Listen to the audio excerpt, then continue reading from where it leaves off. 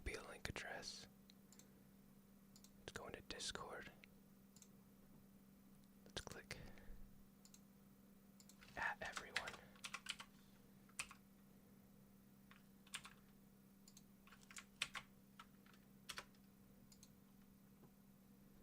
There we go. All right, I'm ready.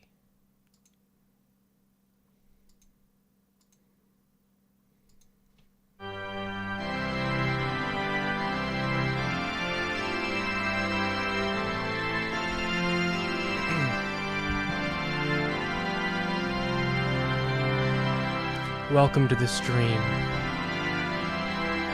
I've gathered you here today so that we can reflect on the Smash Brothers community with Drew. I may look different right now. This is what I look like without a fisheye lens and a slightly better lens.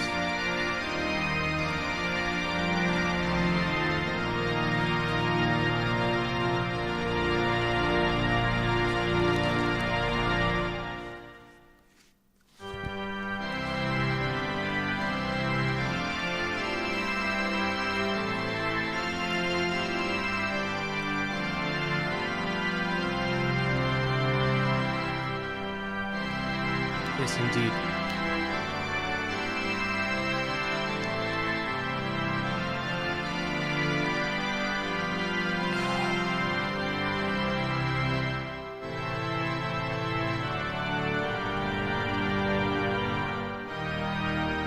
Why did my light just turn off? Very strange. I can fix that.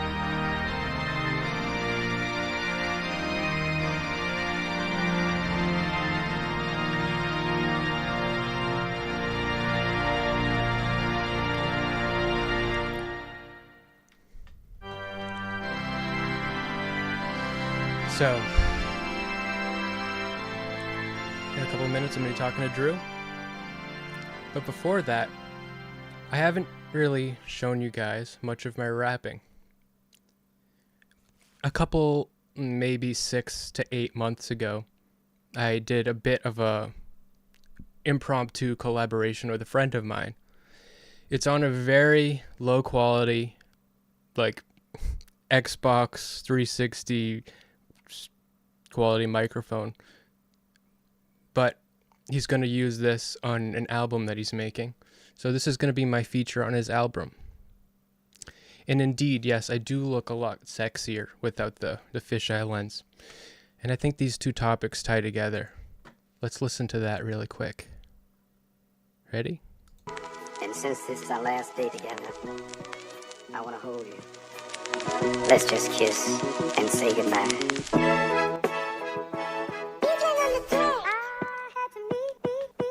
Take out my penis, you're gonna sue me. Show me your pussy and show me your boobies. If you think about the patient, take an uppercut. I don't know how to do, but I'm gonna fuck your butt. What did you order Chinese? I'm a white little homie. If I cover up with feces, I'ma do it till you kiss me. Did you miss my breath when it smells like Listerine? Bitch, I wanna attach my penis to my belly ring. Yeah, you won't fuck me, bitch, but I'm gonna fuck myself. And if you fuck me, I'ma rub my nipples till I burn in hell. Cause I'm sexy, I'ma fuck myself, bitch. I said it, I'm gonna fuck myself.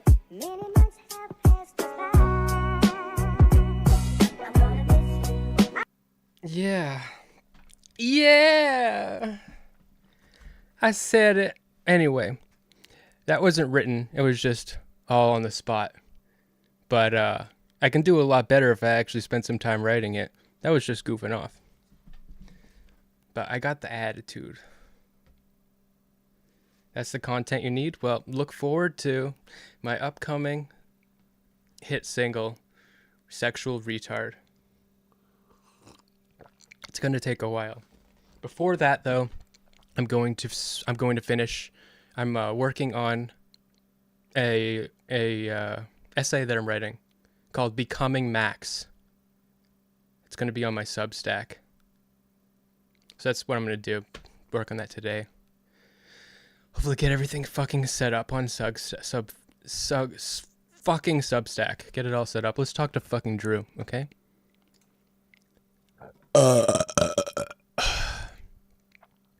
That's the content you need. Let's talk to Drew. Let's call this motherfucker up. You may have heard him recently on the Mr. Girl hotline. Well, now he's fallen from grace and he's entered the fucking Smeth den. So let's go.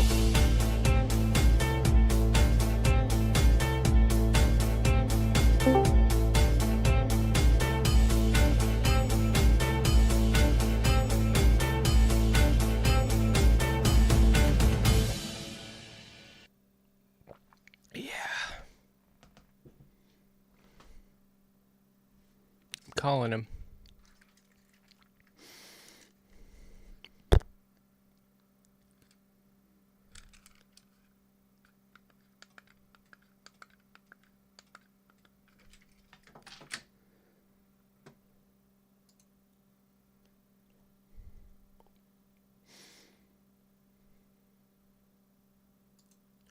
He might take a second. He might be a little bit preoccupied or something.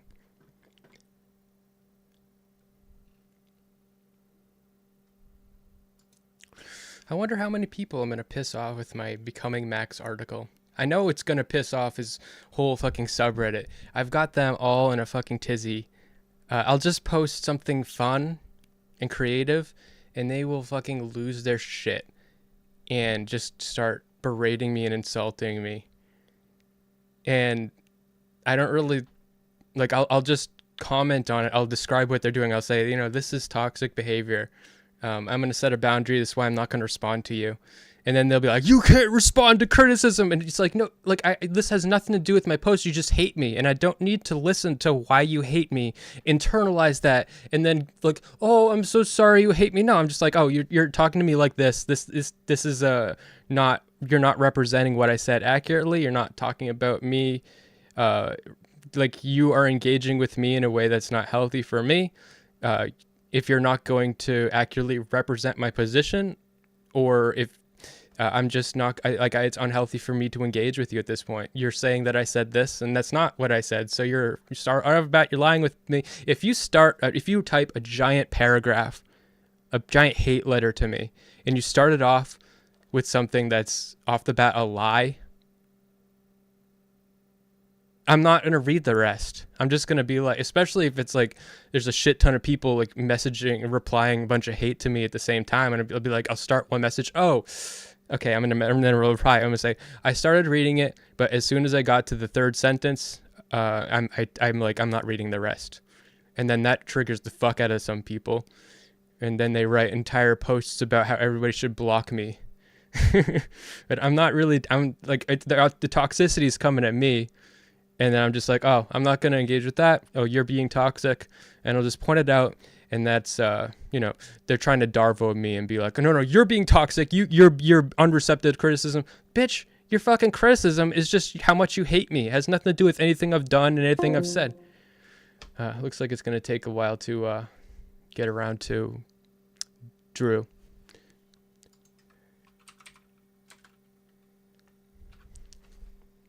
What's happening? What's happening, Cam? What's happening with you? I'm waiting to talk to Drew.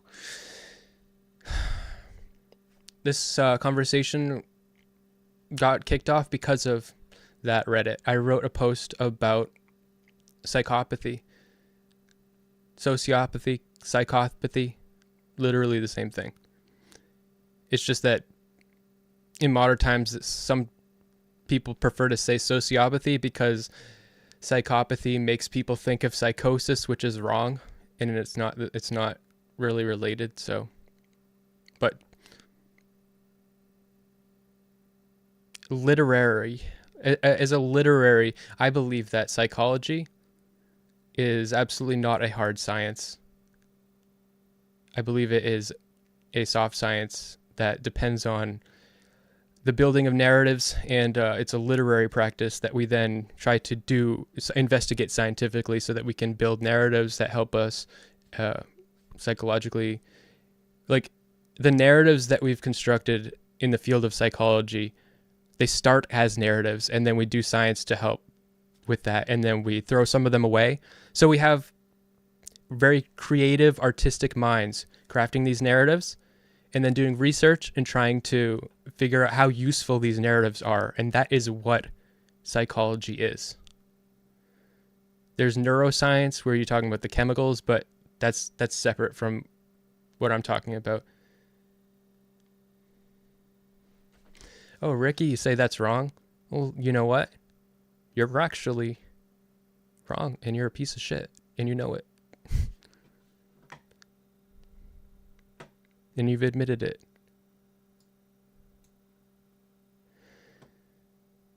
You're one of those people.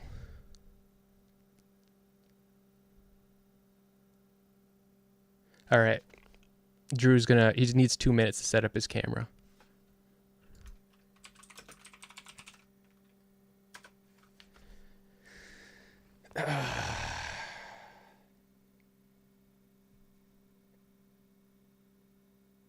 People study psychology. Okay, I'm gonna do it in the correct voice. Ready? People study psychology their whole lives. You don't get a slice of the pie just because you think it's subjective, you jive turkey. It's not what I fucking said. You fucking... Let's talk to Drew.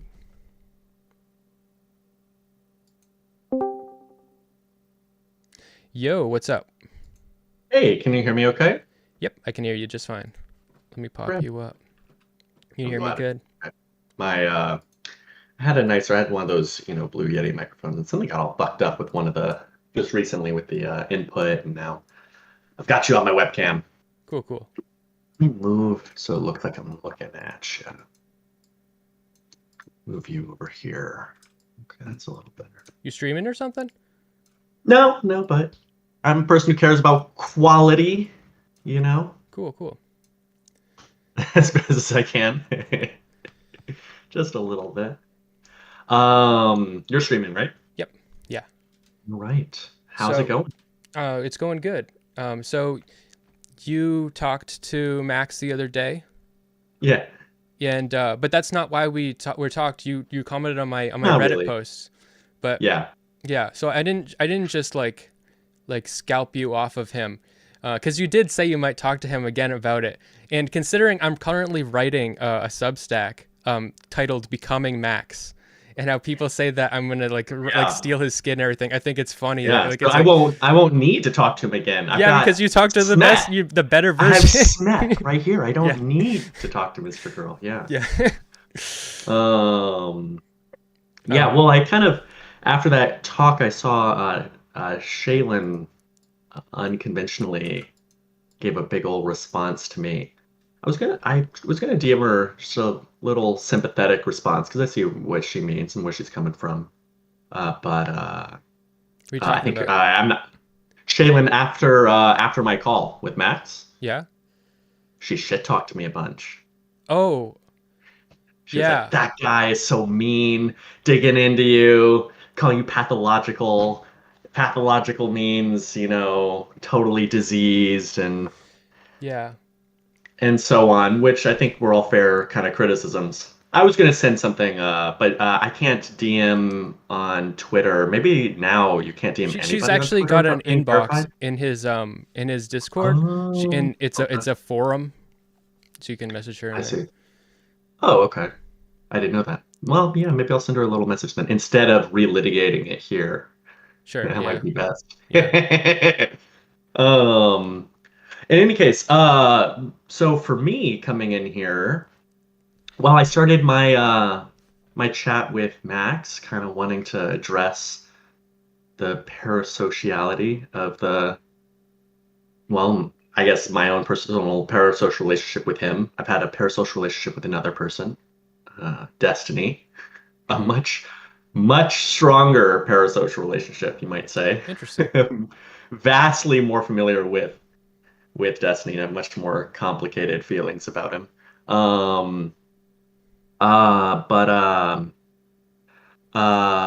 Yeah, and so I think that's something that for me, I feel a little bit like uneasy if I am calling into the show. I'm now entering the TV.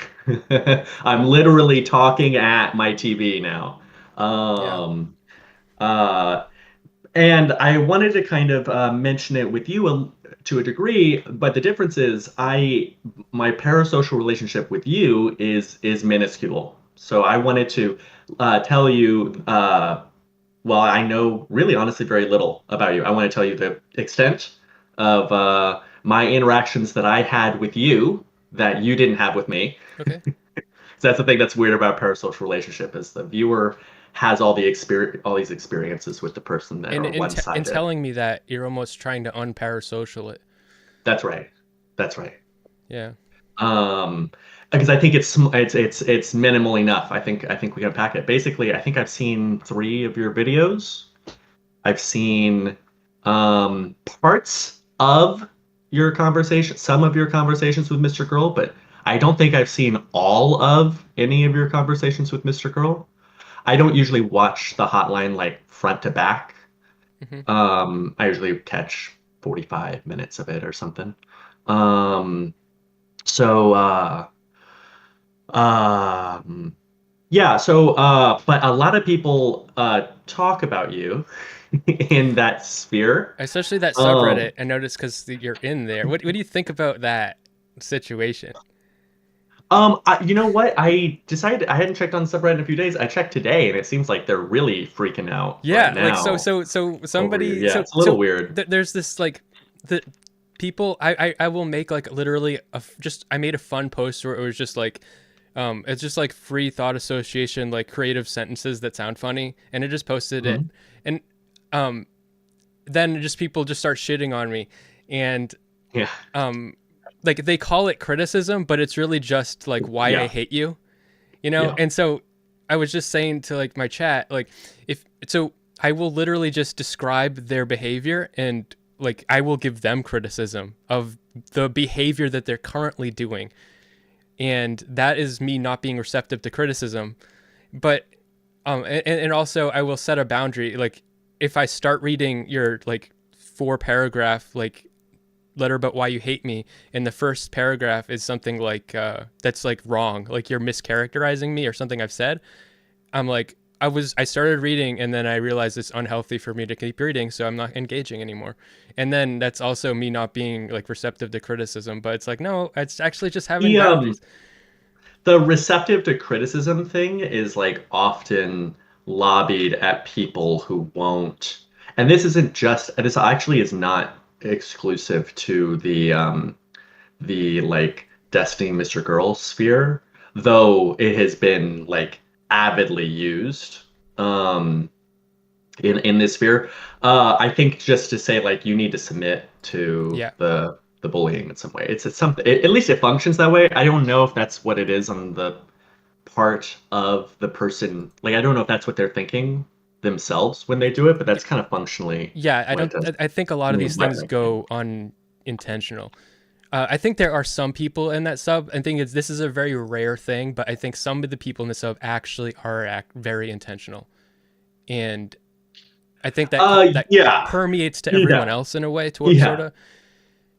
Now, I don't know if in like I think a lot of the people are actually super intentional.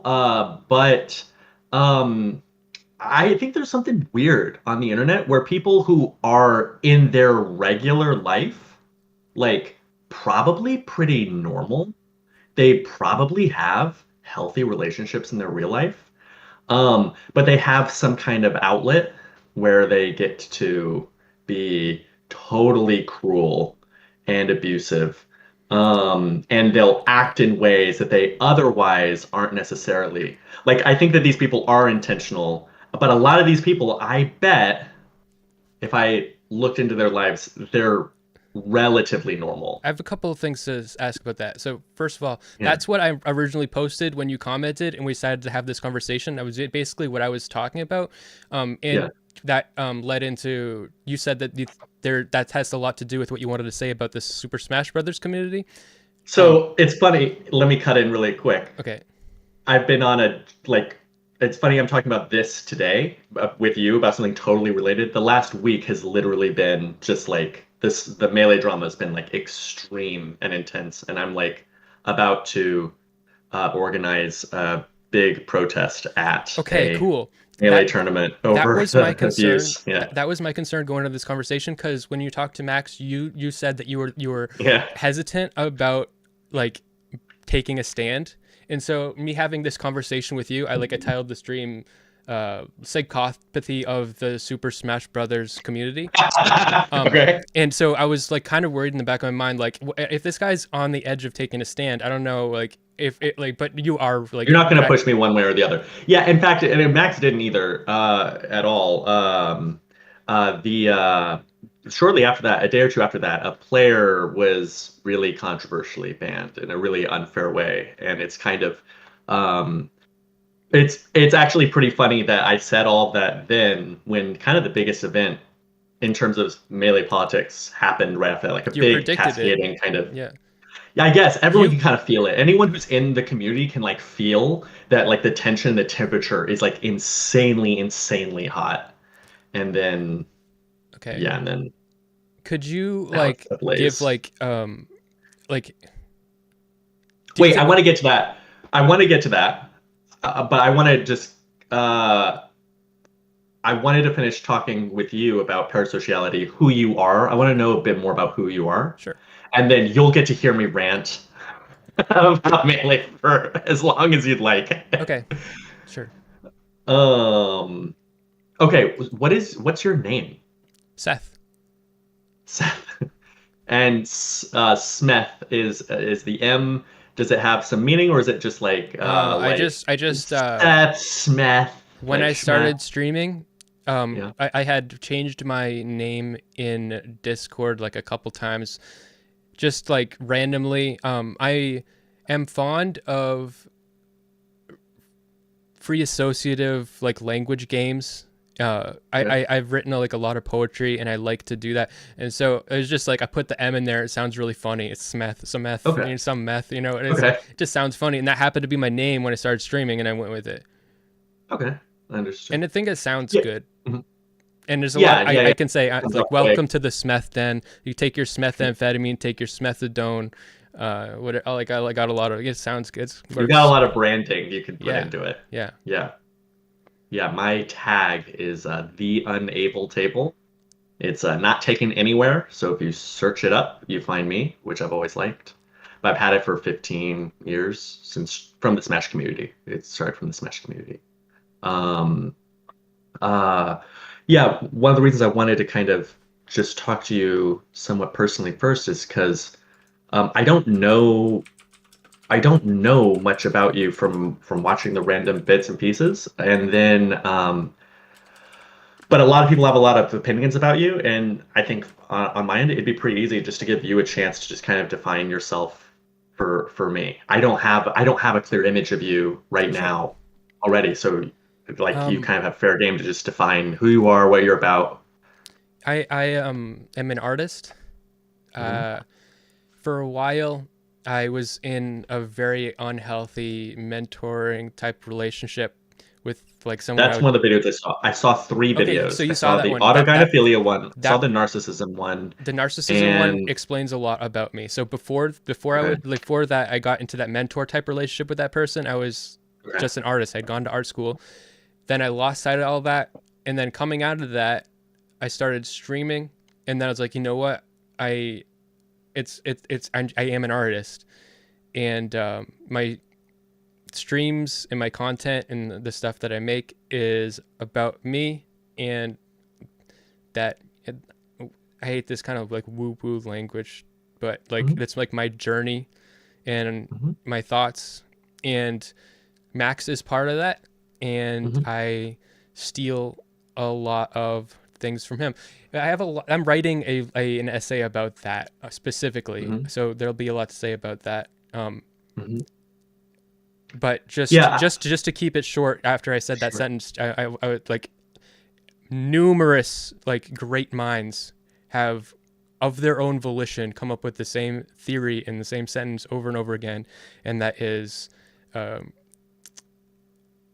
a mediocre artist Oh, will copy, Picasso, but Picasso. a great artist will steal. Picasso, Mhm. or also Steve Jobs said that, or also I don't like some philosopher, like, and some composer, and like there's a bunch of Mhm. different people who have said that You over the. know, not to get off on too much of a tangent, but you might have noted, I feel like in the last year or so, I don't know, on Twitter, I don't know, in public discourse, there's a lot of energy around the concept of plagiarism lately. Yeah, I'm not That's like a really interesting. plagiarizing. My Yeah, yeah, content yeah. is absolutely not like plagiarizing. Like I am like I understand. just like it's almost like people actually want you to be more of a copy, because Mr. Girl inspired me to stream because he was doing it in a different way than everyone else, and everyone Hmm. else's streams suck. Okay, like no, there are streamers I like and stuff. I watch streams, but he was the They only. have their own thing. But Yeah, they have a he thing was that's doing different. it in a way that wasn't like being a babysitter. He was like making a show. He there and uh like he just took streaming, and everyone else is being like in a lot of ways copying Destiny, or like that kind of format, and Mr. Girl's Mhm. format is very different, and that's why I Mhm. was inspired. And if you're telling me that I'm a Mr. Girl copy, you really just want me to be more of a copy just like everyone else. I'm like actually way more unique than any of those people, but you want me to be less unique, and in wanting me to be less unique, you're saying that I'm not unique. It's like it's I get just what you're such a saying. fucking I get what cluster. you're saying. Yeah. Yeah, I was gonna say regarding kind of plagiarism right now, the plagiarism concept or taking from others. There's a lot of energy around this. I think some of it has to do with AI. People are really terrified of Yeah, basically I've been robots commenting plagiarizing humans. on the Taylor Swift thing. Okay, because I haven't heard about this really. My there's girlfriend is a giant Taylor Swift some person, so Taylor I better Swift. be careful what I say in earshot of her, or she might run in here and There has been some Taylor Swift AI porn that has oh gone yeah, okay, okay. super viral, and there is, if you Google like Taylor Swift porn, there's like you'll find thousands and thousands of images, and some of them will look really realistic. But the Yeah. thing about these particular AI images is they're actually very visually stunning. She's like got like this like red, Mm. like she's in the crowd at like a football game, and she's got like this red body paint like dripping off her, and it's just Yeah. very visually like really like Yeah. impressive. So Yeah. they went mega viral, and everybody's Yeah. like arguing about it. It doesn't necessarily look They don't look well. real. Yeah, yeah, yeah, yeah. It's not, if it It was doesn't look like convincing, it if it doesn't was. look like pornography of a girl in her room. It looks like AI art, kind of It's like beautiful, I know what you're talking but about. That if it kind of was like really convincing, intense if it was imagery. convincing that it was real, I think there would be a serious problem. But it's not. It's just more onto the pile, except this happens to be beautiful. So Mm, I don't I see see what you're it like, saying. so people are I like can see why arguing. people wouldn't like what you're saying. But like I think that if My you are girlfriend would not literally like a appreciate what you're mega saying. celebrity that the whole world, like if you're Barack Obama, if you're Donald Trump, like there's like tons of nude art of Donald Trump, like it's just like, like whatever. I've used this example myself, yeah, Yeah. about Donald Trump specifically. I remember in 2016 there were all these really popular Reddit posts where people make paintings and it'd be like Donald Trump and he'd have like a tiny penis. Yeah. Like that's Hey, the at meme. least And these they ones were are great. flattering. It was great. Yeah, it was a great meme. Oh look, it's it. But look, he's got a tiny penis. He's compensating. Whoa, ha ha ha. It's awesome. Um, but They're um, actually really beautiful. This and it's actually like not like people are saying that's it's one of like it's super the real explicit. problems with the AI art is that it's gonna be really beautiful. Yeah. That's one of the big problems, and a lot of artists are really freaking out about it. Um, I'm not. yeah, I'm not an artist. I'm also, well, you aren't making commercial living off your art. I'm trying to. Com okay. Commercial artists are like people trying to make highly commercialized art.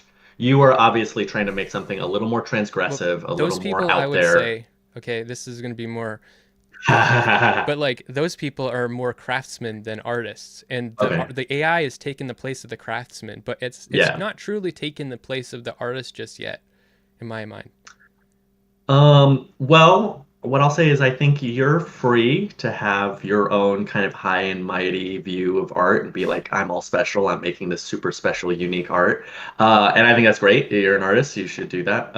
For me on the outside, I kind of think I have a really, really wide view of art. I have a humongously wide view of art. But my training is in pure mathematics. And I, in my heart of heart, truly believe that math is an art form. Hmm. Um, um, We're but even getting off past that, I think track. commercial art. I We're think get commercial art is an art form. Yeah, yeah, okay. We can talk about AI art another time. This is about Yeah. plagiarism. Let's see, You wanted to what know was this about training we me took? before we go into the Smash conversation. So now, I'm learning a little about you. what else do you want to know? Oh, so okay. You don't have to dox yourself. You live on the East Coast? Yeah, in the East Coast, yes. I live on the West Coast. I Hmm. live in California, Bay Area. Uh, Um, yeah, I yeah, yeah, wouldn't I okay. wouldn't wish that on anyone, you know. Okay, elaborate, yeah. Well, it just sounds like a shitty place to live.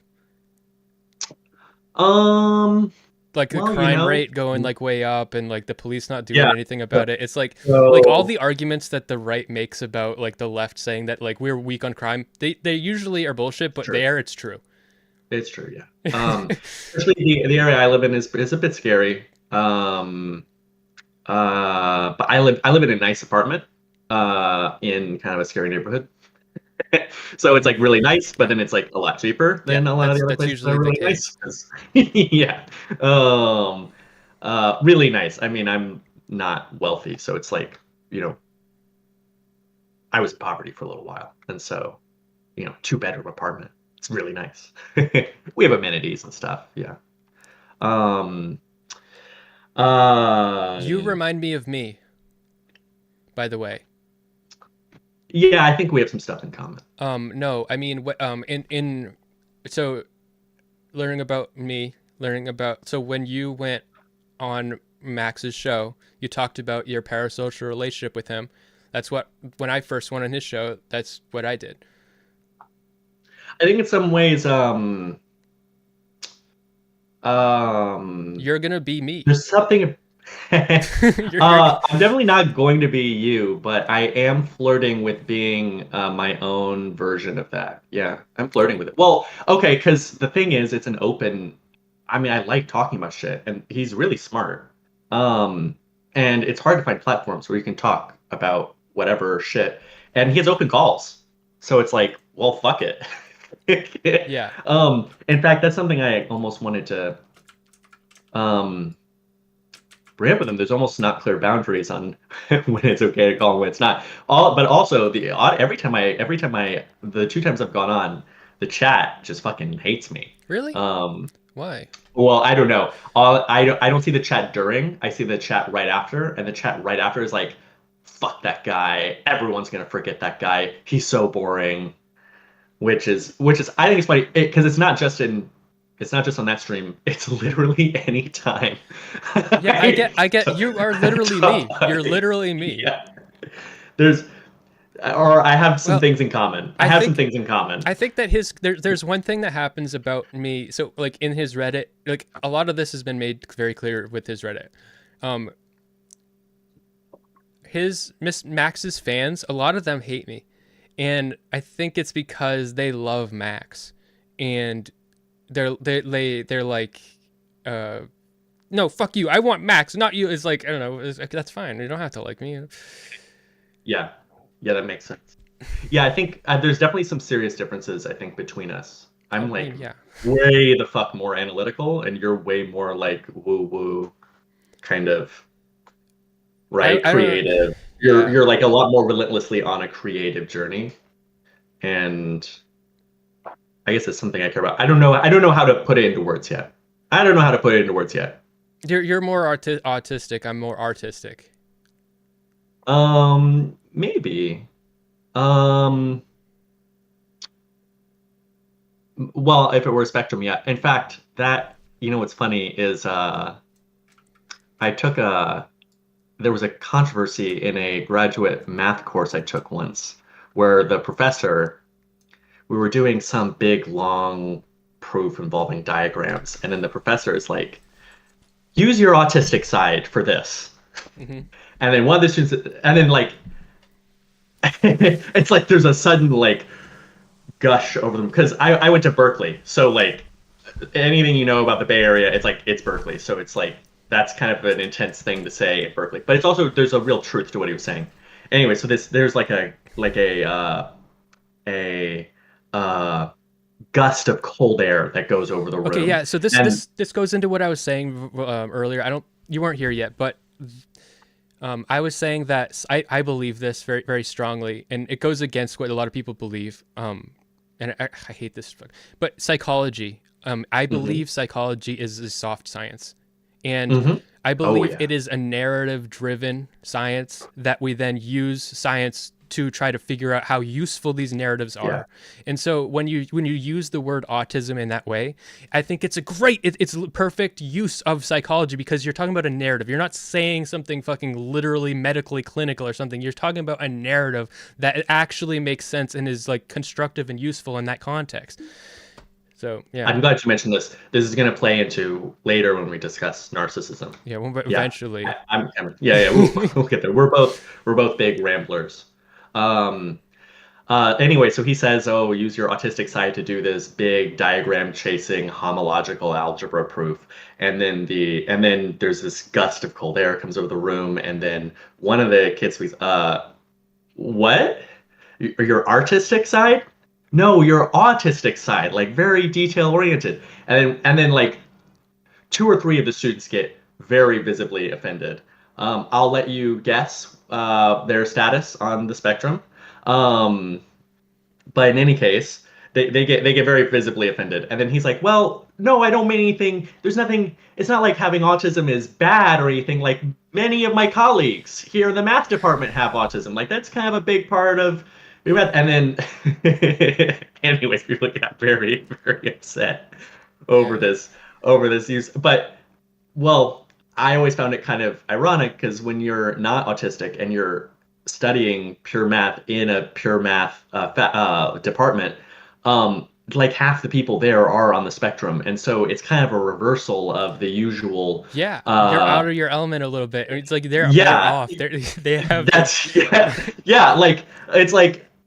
like it's hard to compete. I can't sit and read a math book for 12 hours every day. I can't study 12 hours a day and just like obsess about this one thing. Mm-hmm. So it's a different culture. It's kind of an autistic sort of culture, and so there is a strange thing when you're more neurotypical. I think autistic people are like taken advantage of. It like in those fields in coding, in math and stuff. Like they I was listening to a psychologist give a lecture where he described someone else's lecture. I don't know like who this was or anything, but the lecture I heard was someone was taught like it was a really hated lecture where this business guy was talking about how everybody should hire more autists, and then he had this whole PowerPoint like thing where he's like, oh, see, they'll do more work for less, and they'll like be really fixated and they just want to do the job. So I mean, like, so they're the perfect one, and then everybody hated him and like booed him, but everything, but like. You're all doing it. You're all doing it. Like you just because you want to have this outrage about the act of saying it doesn't mean you're not. There was a similar outrage over. There was a guy who was working. I don't remember what it was, but he was working in. It may have been something related to tech. And he was saying, "Oh yeah, you should hire more women because they make less money. They make less money, so their market rate is like lower, and they're just as competent as men. They're just as competent as men. Yeah, and their market rate is low, so you should hire more of them." Yeah, we can be like, man, I don't know. Like it's kind of like to give a presentation like that and highly self-aware. To give a presentation like that is kind of autistic in itself too, which is ironic. Because you're not thinking about the social implications of what you're saying. You're just thinking about the cold hard facts. So it's like. Yeah, you're right. Yeah. Okay. Yeah, and well, so I want to segue this into the broader topic. Okay. Yeah. So, I think we were just then hovering around the concept of autism as superpower. Mm-hmm. Broadly. Okay. Now that's really unfair because in a lot of ways, like autism is not a superpower. In fact, I mean. probably in some it's something you don't want. But there's like certain scenarios where all the things all align, and like it can be hugely beneficial in certain areas. Hmm. Um, uh, and I think so. This is kind of an undercurrent in the conversation I'd had. I view all pathologies kind of in this same way. So I want to give a little spiel about myself for my personal philosophy and view of the world. Um, How is this a okay, one of the things, segue into the top? the topic's gonna be narcissism. The topic's Okay, gonna be I thought it narcissism. was psychopathy in the Smash community, but like all psychopaths, like the way we've defined it, all Right. psychopaths are also narcissists. Also, recent thing, by the way, Mhm. recent like now it's it is accepted pretty generally that what we considered what is the word grandiose narcissism, like that, Mhm. what we used to consider as that, which is like what we the main type of narcissism you think of, is actually a form of psychopathy now, as we've defined it now, whatever that means. Okay. Anyway. I would have to look into exactly whatever that means, but I get what you mean. I promise that this does segue in because there's going to be a well, okay. I promise that it'll relate to the Smash community, but it's going to be a bit of a tangent. I think, well, okay. The original thread you had was about psychopathy. I responded to things about narcissism. Um, I think there was an undercurrent in my conversation with Max about, well, martyr complexes, narcissism, and so on. So I have a broad philosophy around pathology I want to describe, and I wanted to, and I will apply this eventually to the Smash community, wherein the player that got banned recently was banned as a result of him calling out a narcissist in the community. He made a video that was, in effect, it was like the Mr. Girl report about the biggest narcissist in the community who had bullied many people, had a giant platform, used his platform to harass people.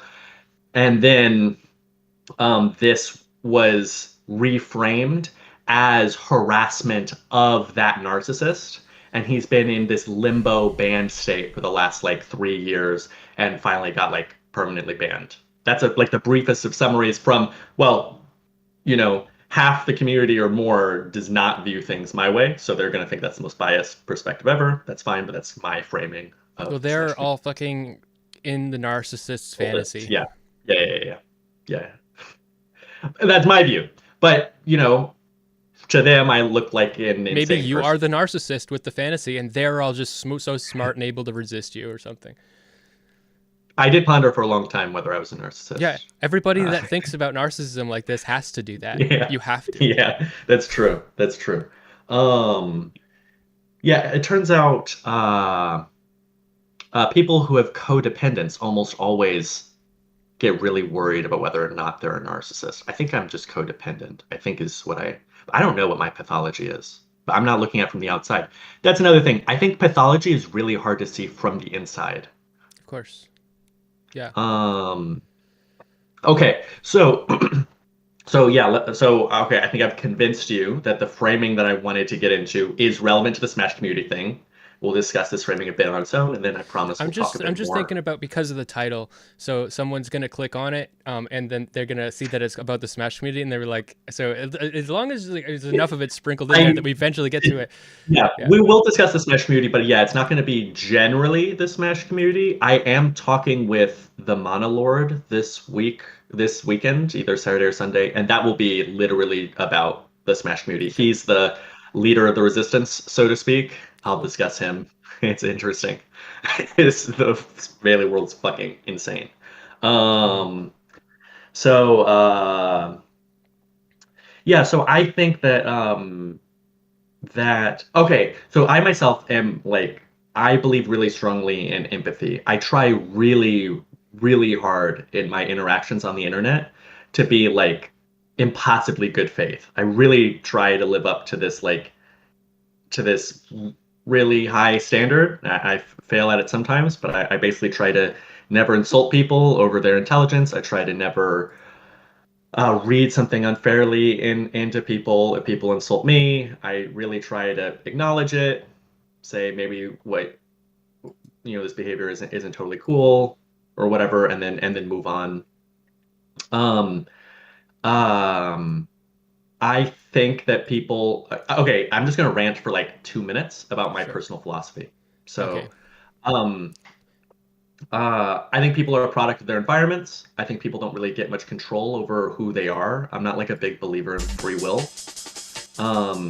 I've always been someone who I meet people who have lots of trouble in life in many different ways, and I have no problem managing to form relationships with them and finding positivity between myself and them.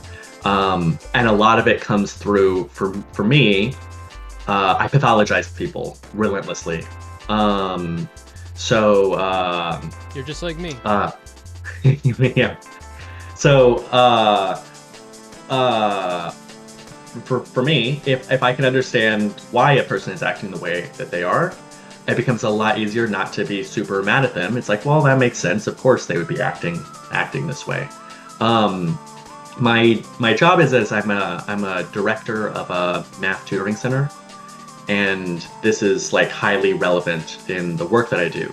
Kids have tons and tons of anxiety about math, and they have that anxiety for a lot of different reasons. A lot of it is because the math education system is like kind of prison and literal torture, and then a lot of the anxiety is for other reasons. But really, the role is to make the child feel comfortable in this space doing math. Only then can they really learn, and a lot of that involves really having and being able to accommodate them in whatever their pathologies are. So we get a lot of autism, we get a lot of ADHD, we get a good amount of dyslexia, and then a whole other set of, not easy to clinically define difficulties, but I try to understand all of those equally. So it was a big transition for when I came to the center before I was director. We'd have autistic kids who were constantly kind of like getting up, wanting to walk around. They're really dead set on doing one thing, and the system that they're in is going to really crush that. They're going to be like, no, you do what we tell you. And there's going to be crying, and there's going to be a lot of yelling. And I found that if you accommodate just right and you understand, well, the rules are a little different. If you're making the rules, you can make the rules be a little different for the autistic kids than for the other kids. You can accommodate them a bit more, and you can give them respect, and the kids around understand too. Everyone kind of knows this, and if the authority is kind of, well, anyways, I'm getting on to pedagogy, the study of teaching. Right. I got you. I'm like relentlessly, I really do care about this empathy thing. And so this is in fact, well, for when I was first introduced to Mr. Girl, this was his thing, though it doesn't seem to be as much anymore. At least not his explicit. Well, hold on. It was his thing because it's obviously in my. I would say it's obviously still his thing, but he was in the Destiny sphere, so it had to be his thing in a big way because it was everybody's anti thing, and so he had to like what you were doing right now is you were trying to explain why empathy is good and useful, and I'm like, God, come on, move on with it, because I don't need you to explain that. I don't need it. I don't need it, but I understand why you're doing that, because a lot of people do need it. Because I'm not used to people. And it's like, yes, and that's why I think he was doing it then, is because the people he was talking to like don't fucking get it, and they're like, what the fuck? You know what, part of it too is like I'm trying to also signal like, I promise I really am one of those empathetic people. I really am. I just don't know how to say any more than just like really get into my philosophy. You don't need to But see, you trust me. I understand. Okay. So so then when it comes to pathology, so I try to, I would say I try to, but it's very helpful if you can identify someone's pathology or have your own narrative at least about their pathology. It's not a medical diagnosis. I can't diagnose people. But usually I get it. You just, Okay. You just thoughtful and you think about, you try to, simulate someone's mind and figure them out so you can connect with them. Yeah. And I think, with the Smash community, this is something that's deeply missing. A lot of these communities, it's really deeply missing. So people will people will criticize you for being unhinged or having a parasocial relationship or whatever it is, whatever crazy words it is that they put on you. Yeah, especially whenever you admit. So you start off the bat, you're like, Max, I have a parasocial relationship with you. Now, all those people are going to be like, see, like everything you do, they will use that against you. Any vulnerability, everything that you put out there that is true about yourself, they will use it against you. You're not allowed. And it's really, they don't want you to be vulnerable. They just want you to cram you. They want you to be just like them, scared, and they want you to. They're like a giant trash compactor, trying to turn like everybody's different like densities of carbon or whatever, and they're trying to make everybody be exactly the same fucking crystal. People definitely want the people around them to be the exact same. So within the Smash community, my issue is kind of a lot of this, the issue of conformity. There's basically like a really broad group of views that you have to have in the Smash community, or else you're not allowed to be in the Smash community. So it's somehow become highly conformist, and people get banned for their thoughts, for their feelings about things. If your thoughts get revealed, you can be banned because people don't feel safe around people who have these beliefs, whatever the beliefs are. Okay, that is how you're saying it is now. Can you give like a brief?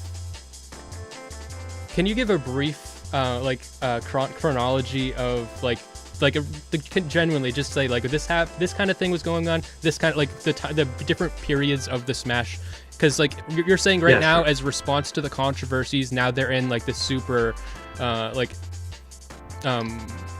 you can describe it, but okay. So there is like a political dichotomy within the Smash community where there's this one side that has a lot of power and one side that doesn't have much power, and one side is banning a lot of people on this other side.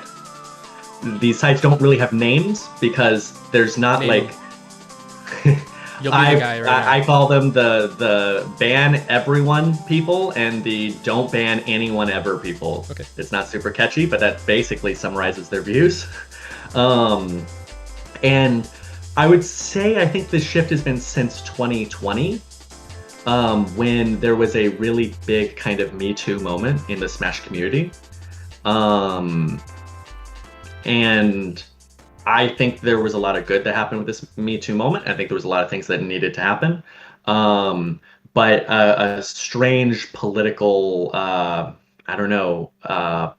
there's like a mainstream Smash community that has this strange political, very specific political view that's just extremely dominant in the community. And anyone who's not really a part of that gets picked on, and they get like mass harassed. They send like constant hate at these people. Eventually they break and they do some kind of thing that gives them pretext to be banned, and they get banned. I would say things shifted about 2020. You put the pressure on, and then I see this happen all the time. Yeah. You force someone to freak out, and then you're like, see, you're crazy, gotcha. So I can give a few examples. One is there's a guy named No Fluxes. He's a smasher. Should I describe the events, or should I describe my impression of him first? Just describe the event. Yeah, the event. So he was at a tournament, Riptide 2021, and he's some kind of, there's a racial element here. So he's some kind of mixed something, some kind of Asian something mixed. He's not white. Okay. I'm not sure exactly what it is. So he plays against, and he's kind of not liked in the Smash community to begin with. There had been some attempts to cancel him before. So he plays this double set against this smasher named Justice, who is he's a Fox player, and he's black. And after the match, Justice tweets, "I just beat some mutt in bracket" or something. And then No Fluxes responds responds vaguely. It's not, he doesn't like quote tweet him, but it's a response. He makes a video on Twitter of him at this tournament. There was this giant portrait of the gorilla Harambe, the gorilla that was killed. Do you know this Harambe? Yes. Yeah. So for some reason there's a giant painting of Harambe like at the hotel. I would take my cock out, but for Harambe, Yeah. but I don't think it'd be appropriate to this stream. So No Fluxes stands in front of this, and someone takes a video of him. and he's like, justice ain't shit, in front of this portrait of Harambe. And a bunch of people are like, oh, are you calling the black guy like a monkey? Maybe he was, maybe he wasn't. My sense from having talked to him is the guy is like, he's got disorders. Like he's I don't know, schizophrenic, something. He's got a lot going on. And he was like clearly having an episode at the time. One of the things that's very frustrating is when you try to contextualize or empathize with people, they'll just say, well, that's not an excuse for what they did. I hate that. Yeah. Like, I hate it when you do it with yourself. Like, so you do something wrong, and you'll like admit it and try to take accountability. And this is what happens with me. And I'll take accountability, and as part of that, I'm trying to explain like this is why I did it. So I want you to understand, because I'm trying to take accountability. I'm not saying I want to do it again. I'm trying to tell you this is why I did it. So like, especially like say something at work and you tell this to your manager or something, and you're like, yeah, this is why I did it. But I want you to, because you're my manager, I want you to actually know why I did it, because your job is to manage me. I am taking accountability. I hate that shit. Like a good manager will take that in. Yes. A good manager will take that in and accommodate in some way and give clear boundaries on what you shouldn't have been stronger doing. Boundaries to you so that they can manage you. Yeah, that's right. I take this approach from my management. I have some employees. I have a schizophrenic. Well, in any case, I shouldn't discuss it further. All right.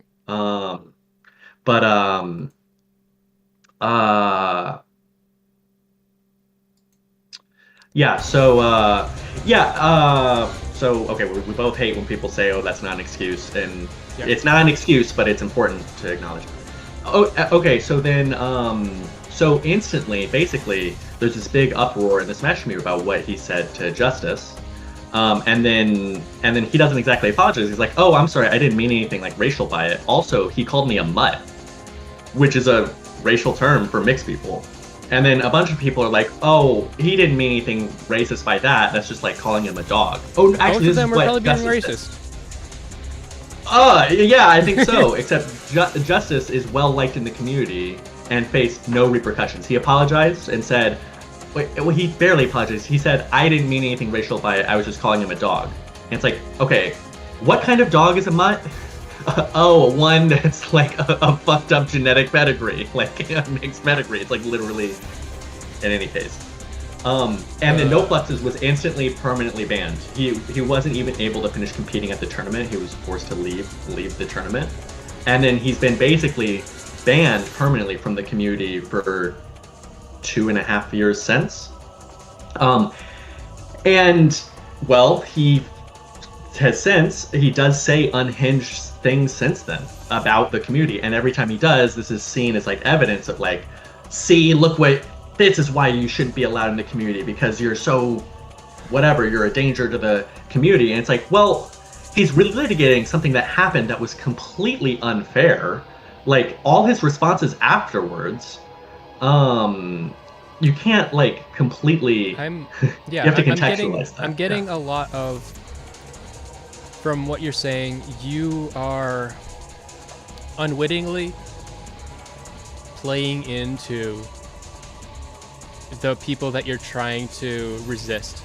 So a lot of the way that you are talking is very defensive. You have to over-explain everything. You have to like preface everything that you say, and it really comes at the expense of what you actually have to say.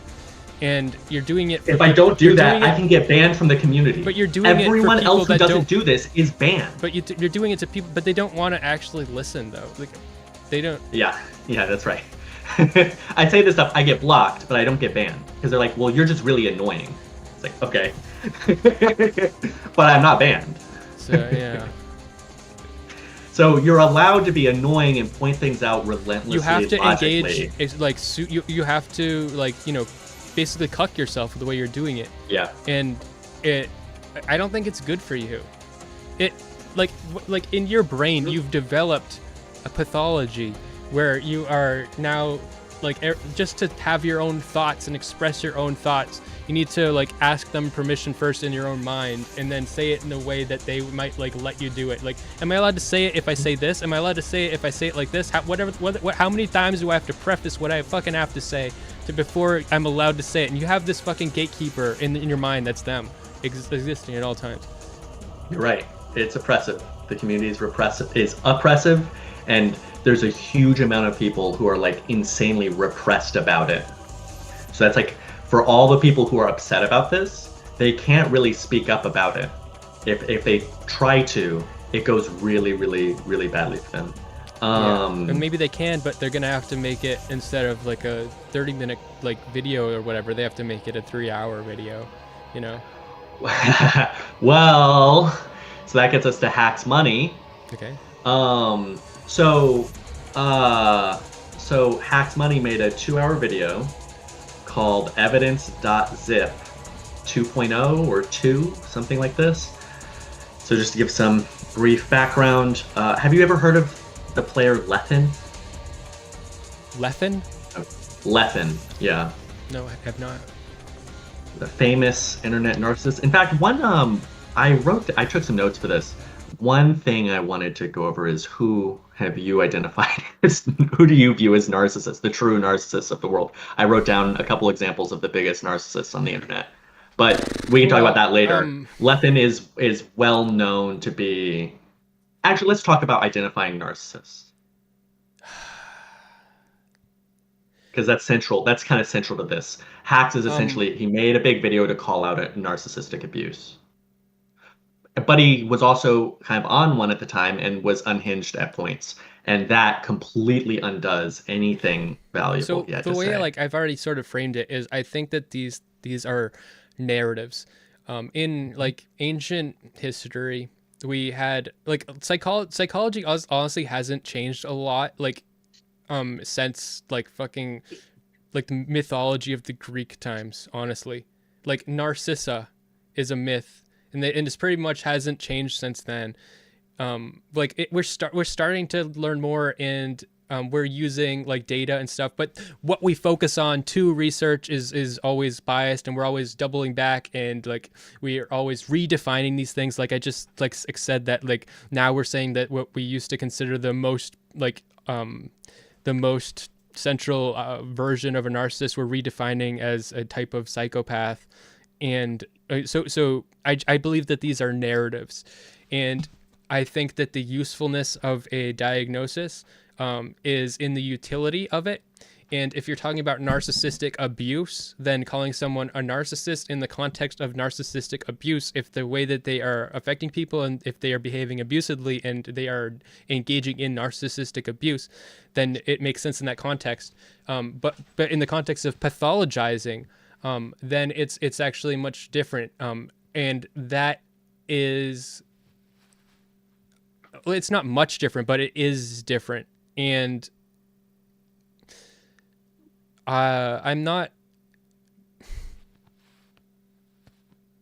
So you lost your train of thought a little. No, I'm just not sure. I'm not comfortable like totally with throwing out diagnoses or anything, but like, so like when I call someone a narcissist, like the guy I made the video about, I'm very confident. Like I would say that I'm not a professional. You're also not naming him. I'm not naming him. I'm not a professional either, and so I recognize that me saying that also means less because of that, and that you should know that. But I think a central part of it is also that guy is not like a name of a person that I might know. He's essentially, from my perspective, a character in a story that you're telling.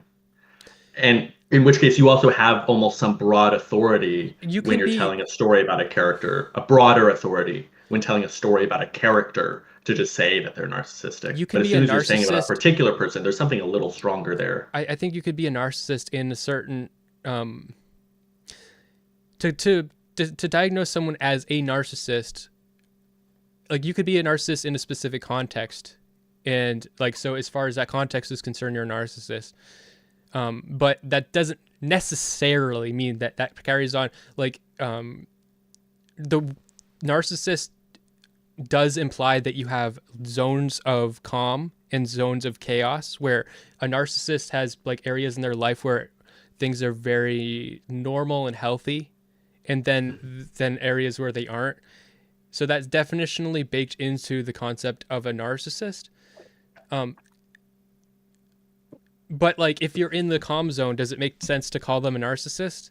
Oh, right. Only then. if you're Yeah, expanding the context to the whole thing. to the whole So thing. so that's why I think that the diagnosis of narcissist, the narrative diagnosis, the observational diagnosis of narcissist, it's only useful in the context of talking about narcissistic abuse or talking about someone who you're very intimate with, sort of. So Yeah, I think well,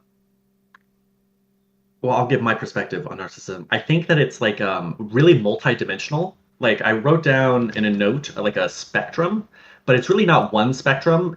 And if you look at like say the DSM, it has these different traits you have to satisfy. So it's like really multidimensional. The DSM sucks. The Yeah, kind of. DSM was going to remove narcissism. The DSM-5 was going to remove narcissism from the diagnosis completely. And then last minute they decided they weren't going to, and then they added a whole bunch more to it. And like I think that the model of the World Health Organization, I forget what it's called, but theirs is much better. They, rather than diagnose so the DSM focuses on big swath diagnoses that makes things more complicated. Like, for example, a psychopath. I'm not sure if psychopath's even in there, but like there are like different types of there's no way you can to pathologize a psychopath is a lot harder than to pathologize a narcissist. It's like, because there's so many ways that it can be presented. It like to diagnose a psychopath, you have to have 5 of 9 traits. So that means there's many different ways which you could have somebody who is diagnosably a psychopath and another person who's diagnosably a psychopath who only have one trait in Present common. totally different. Yeah, So there's so many different, totally different types. Yeah. The World Health Organization's model is narrowing it down to specific traits, and then you use those like building blocks to build larger diagnoses. They don't build it from the top down of diagnoses that are big overarching umbrellas. They build it from the bottom up, and I think that's the way you should do it. But it's a lot harder and more complicated that way. Sure. Sorry, I was just looking up this. I had never heard of this. Most of the world uses that. Yeah, it looks like there was a time when the WHO's definition, they stopped having it in 1992, but then they maybe now in 2022, they have some kind of classification for personality source. I'll have to look into this. In any case, so I think also that there is a big difference between someone who is like narcissistic and someone who like actually satisfies like a cluster B narcissistic personality disorder diagnosis. Okay. I think it's like a lot more acceptable, or at least defensible. I don't know about acceptable, but at least defensible to be able to just assert that someone is like, they're narcissistic. Like that's subclinical. Saying someone is narcissistic is different from saying that they are like a cluster B narcissist. Yeah, well, that's just so fucking complicated because narcissistic. Well, it's like how depressed is a word for sad, but also has this very specific. Yeah, well, narcissistic, the history of the fucking word, and it's just gone through so many different things, and like fucking Jung used it in a positive way, and well, so that's something I wanted to get to. Is I do think that there are serious positives. Yeah, actually, of narcissism. I think there are some gigantic positives. I think it's the most productive way to live with cognitive dissonance. Like, if you want to have a lot of cognitive dissonance and still be really smart and completely delusional, you'd be a narcissist. Like, that's how you make it happen, baby. I think one of the big traits of narcissism is that you think the whole world is wrong and you're right. I think that's like a really big kind of a common theme. I think that's willingness more to just go your own way. I think that's closer to sociopaths. Because a psychopath has better theory of mind than a narcissist, where a narcissist is very dissociative, And by that, I mean that a narcissist doesn't know how to see people as something other than internal objects. So when a this is like the pathology type thing. This isn't, like the medicalized, like this is the psychodynamic like model of narcissism. They see other people. So I'm a narcissist and I'm talking to you. My idea and my opinion of Smeth you is a narcissist. I just clipped you. Yeah. So my idea of you, I'm only talking to. So as soon as I meet you, I create an image of you in my mind, and it'll be a perfected image. It's like the best possible version I could. If I'm trying to bring you into the fold, I'm like, if I'm being nice to you, and I'm never listening to you. I'm only talking into myself with my own version of you. I'm never actually engaging with you. And a psychopath can engage with you. And so in that way, they can see the whole world as wrong, where the narcissist actually just thinks the whole world is the way that they think. And if you are otherwise, you're wrong. They don't actually. To be clear, though, a psychopath is a kind of narcissist, so that would mean that there are narcissists who have. Sorry, like cluster B. Subset honestly, logic. I actually am of the school of thought that they should unify all cluster B as one diagnosis. I had a. Well, I don't know. I've met a lot of borderline people. I dated a borderline person for 2 years. And I don't know. I think they're different. They are different. Yes, they're different. But a borderline, there are some similarities. In borderline is like very turbulent. But in moments, a borderline becomes a psychopath. In the moments, a borderline is a narcissist. Borderlines shift a lot, but like they literally are those things. Like, it's just a turbulent form of cluster B. Maybe, yeah. I'd have to think about it for a while and how I feel about it. I can see what you mean. I don't know if I'm not going to change my frame all of a sudden, but I see what you mean. It's interesting. So for me with narcissists, to me, maybe I don't have to know enough about the narcissist to be like, oh, this person's definitely a cluster B narcissist. But one thing I think to consider is that statistics show that something like 2% are narcissists, maybe 5%, maybe 1%. But 2% means, I don't know if you're familiar with standard deviations, but if you see someone who seems to be 2 standard deviations more narcissistic than everyone else around them, if they seem to be 2 standard deviations more never wrong about anything, always extremely offended if anyone questions them about anything, vindictive, these sorts of things, probably they're a narcissist. 2% is not that uncommon. Like, it's actually like common enough that enough people that you can just like pick out. If you know 300 people, pick out the 6 most narcissistic, like put them on a little tier list. I hate the way that you you're probably said that, going to be kind of right. because the way you define that like is like the most, because I'm thinking about that subreddit and I'm thinking about how like, oh, if you defend yourself against the narcissist, then you are offended by everything. And it's like, so you are the, it's fucking whatever.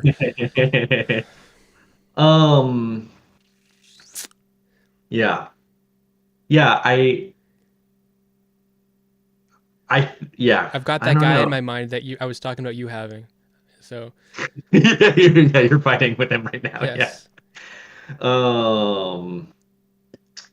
In any case, so when you have someone like, say, Destiny, and it's like, oh, for one, I guess just to, I've watched Destiny a lot, and the Anna stuff was extremely upsetting for me, and maybe kind of break away, and then eventually, I made a giant post at him, and then in the Mr. Girl subreddit, and then I the only person who's ever been cross-platform banned from his chat room. He went into his chat room and said, perma ban forever, IP ban. I'm now instituting cross-platform bans for Mr. Girl supporters or whatever. And then he didn't ban anyone else under that policy. So it was you were the trigger. Yeah. And I'd been a long member of the community, I was a big arguer. I like to argue. I really enjoy arguing. I would post paragraphs, a lot of paragraphs in chat. And I was never once made. I never broke any rules. And I definitely argue with him a lot. So I think using, say, Destiny as a quick case study, he's a guy who is, in some areas... So one of the things that's really confusing is people say, well, how could he be like a narcissist? Like, he will respond to new evidence. He will change his mind. And it's like, well, yeah, like in a political argument, if you give him really good evidence for something, he will change his perspective because he sure as shit doesn't want to lose an argument in front of a bunch of people. Yeah. Yeah, the thing is, I don't think that he actually, most of the time, not all the time, absolutely not all the time. I think most of the time he doesn't really care about the positions that he takes. Like with the whole N-word thing, it's really fun. It's fun content. But I don't think he cares. Like, well, he doesn't care in that, like, he's not like emotionally bought in to these positions. He does care in that, like, he enjoys like the logic game of it. And in some ways, I think that I actually still at this point can enjoy Destiny content if he's arguing with Ben Shapiro and representing, you know, liberalism against conservatism in a careful manner. I think that there's still a lot of value in that. I think that there's still a lot of value in the ability to, even if the thing that's making him maximize learning facts and like forming a truthful model of the world is that he really doesn't want to look wrong. I think in that, then I don't trust him because there's a darkness. Yeah. No, recently there was some guy who's like a really pro-Palestine guy, like, and he refused to debate Destiny. I know what you're talking about. And I made a post about that, and it's this guy, the scholarly guy. Yeah, he debates people all the time about this, but he didn't want to debate Destiny. He gave kind of like an elitist kind of like approach to explaining it, but. And so I said like that should be pointed out, but I think he's right. It's like Destiny is like, it's about the spectacle of it, and like for somebody who's really passionate and cares a lot to debate somebody who just wants to win is like it's dangerous. It is dangerous, exactly. Yeah. Dangerous. Yeah. And so that's why as a viewer, part of the reason it's dangerous is because this dumb fuck who reads Wikipedia might actually beat you in an argument because he's optimized for making really good arguments, and you're maybe not super optimized for making good arguments. I still think there's value in that, though. I think that there is value in that, but you do have to kind of take what he says with a grain of salt and recognize the places where he's going to be insanely, endlessly biased or whatever. Where he goes completely apeshit is if the criticism is ever about him as a person, he loses it. He just completely loses it. Which I think is in line with the kind of narcissism model. Well, I lose it when people give me criticism of me as a person, but there's a difference here. It's fine to give me criticism as a person if you're criticizing my behavior, right? But if you're criticizing if you're saying why you don't like me, you know, like why I'm not good enough for you. So this is my same standard. Yeah, this is my same standard. I tried to... Fuck you then. I don't care. Yeah. Don't have to like me. In any case, so in terms of like diagnosing a narcissist, it's like, well, you've got a guy, he's basically never wrong. He lives his life around trying not to be wrong. And I don't think that makes him like the most evil, horrible person. Probably be careful entering into a personal relationship with the guy. That seems like really some risky business. But in terms of, I think that there is value I do think that there's still value presented by someone delving into issues and discussing them. And it's frustrating them having to go to this narcissist to find someone actually debating about things, because there's really no debate on the internet. There's very, very, very little of it. Because some of the debate is low quality, but some of it's really high quality. But that's because of Destiny, and not literally just him. But like, you can see it in that subreddit. You probably see it in the Smash community. Where, like, it is that these types of personalities become oppressive because if you are to be like that guy who's like the passionate pro-Palestine guy or whatever, if you are passionate, then it is dangerous and it sort of forces everybody to be dispassionate and to be like the narcissistic type of person. I wish there was a Destiny in the Smash community, because at least then you could talk to them in public and like argue about it. But all of the people on the pro ban everyone side refuse to talk to anyone who disagrees with them. There has not been a single like public debate. There has not been one in all this time. There's not a single one. There's no one discussing these things. I guess at least with Destiny, like if it was Destiny style, it would be that you can be contrarian or whatever, or you can like against the grain, and then everybody will mock and humiliate you, but you're not banned. So like they would engage with you, and they would make you look like an absolute moron, and everybody would dog on you and you can change people's minds about things. You can change, like if you beat Destiny in a debate, which happens, people will have their minds changed.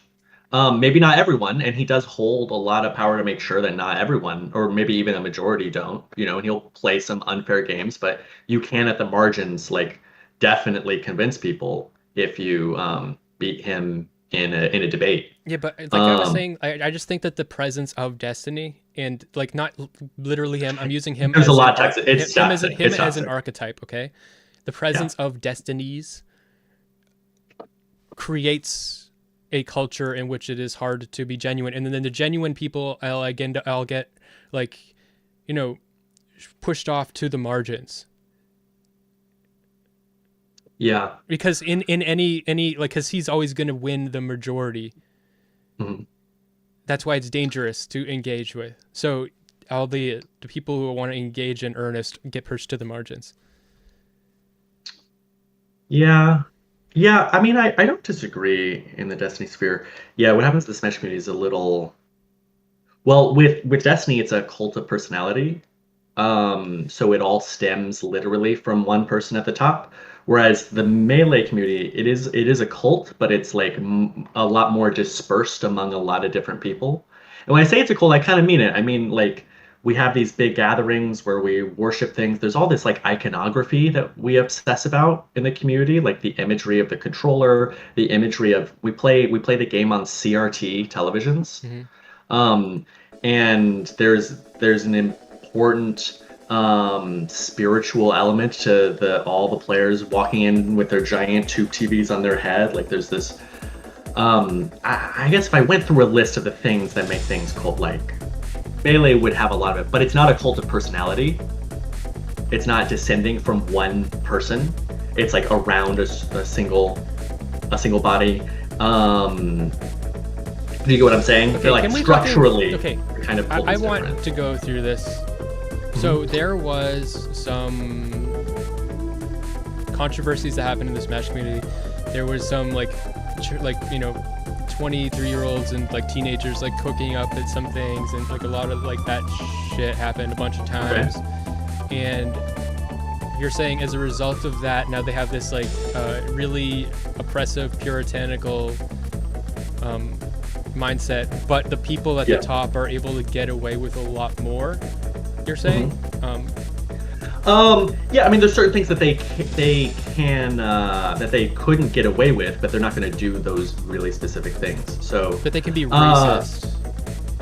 Yeah, they can be racist for sure, and they can be mega hateful. They advocate hate openly. Like they'll literally say like, "Oh, we hate these guys." Like, I'm glad the community can all come together as one to hate on these guys every month.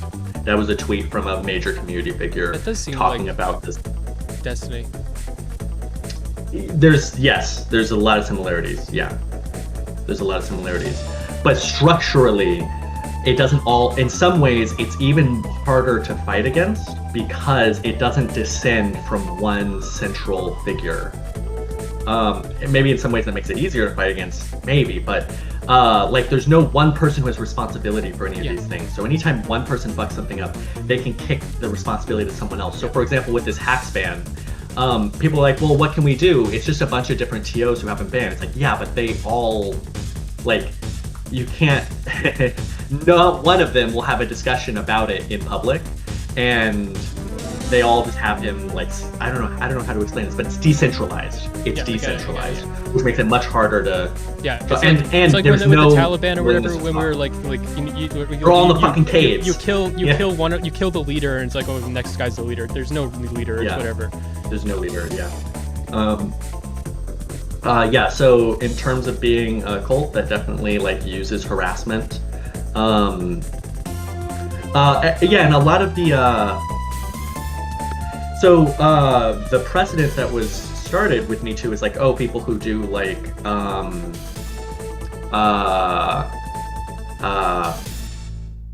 if you sexually assault someone, you know, there's no like you're banned or something like that. But then some of the areas are like super gray. So there's a guy, for example, his name is A Rookie. The pretense for why he's banned, that is inciting an event that got him banned, was a sexual misconduct claim. But the real reason he's banned is transphobia. So the sexual Oh, there's a giant trans part of the community. That's a huge component of it. Explains a lot to me. Okay, I need you to be really careful with what you say, because I don't want to get clipped and banned. So I'm just went up there. I might leave if you say anything too crazy. No, it's just that like in like trans activism, there is a lot of like language policing and like very strong cult-like adhesion to like certain like ideas and stuff. Then you're not allowed to be like, there should be so much more like conversation, like, in, you know, it's just, no, you're wrong, like you have to listen to everything I say. You're wrong, and it's dangerous to be around. Yeah, and if you keep saying this, I'll literally, you know, end my life, and so it's your fault if you do. It's like, yeah, I mean that undercurrent, the like suicide thing, is it's like when your partner does that, that's abusive. Yeah. It's like the classic abusive thing to do. In any case, you can't say anything about me. I'm a Smash player. You know what that means? It means that if you say anything bad about me, you know what I'm gonna do. Yeah. So there's a few different kind of constituencies within this group, and the trans one is not the whole thing, but it's a really strong one. Mm-hmm. So if you're found to be transphobic, and what makes something transphobic is, well, obviously really like open, and it's not always totally clear cut.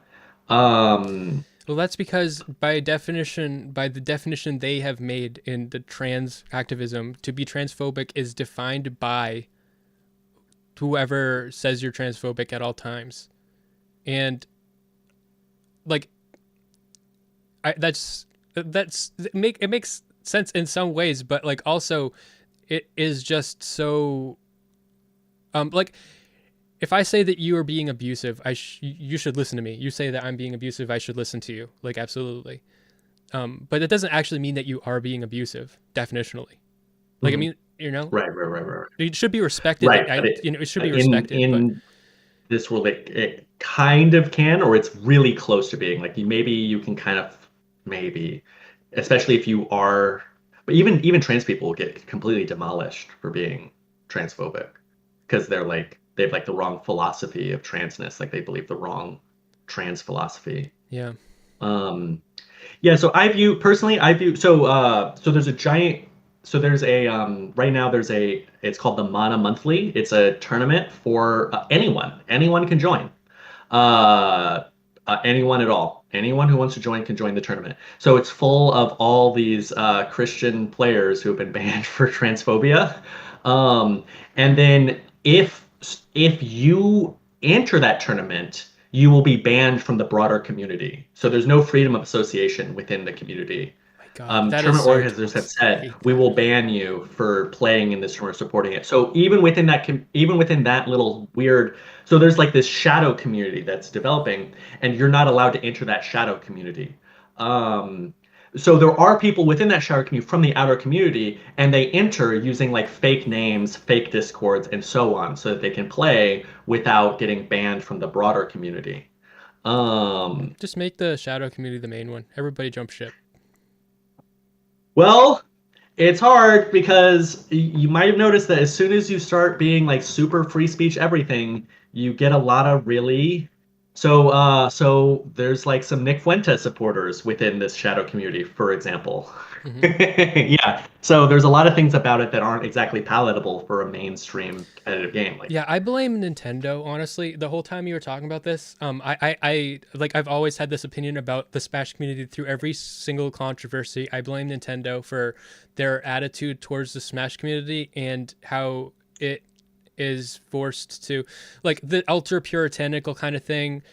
Is yeah. like they're trying to. I'm a Melee player. I'm gonna fucking hate Nintendo, obviously. However, right now, one of the biggest things that I think that the shadow community has potentially is Nintendo, in that now tournaments, as of this year, major tournaments have to be licensed, and Nintendo has their own code of conduct on who can and can't be allowed, and so this gives new avenues of protest for these banned players to say, oh, they're discriminating against me because I'm Christian, they're discriminating against me because I'm white, they're discriminating against me because of whatever, and they might be able to cause controversy enough that gets certain licenses revoked, and so there is, it might be a possible avenue of protest.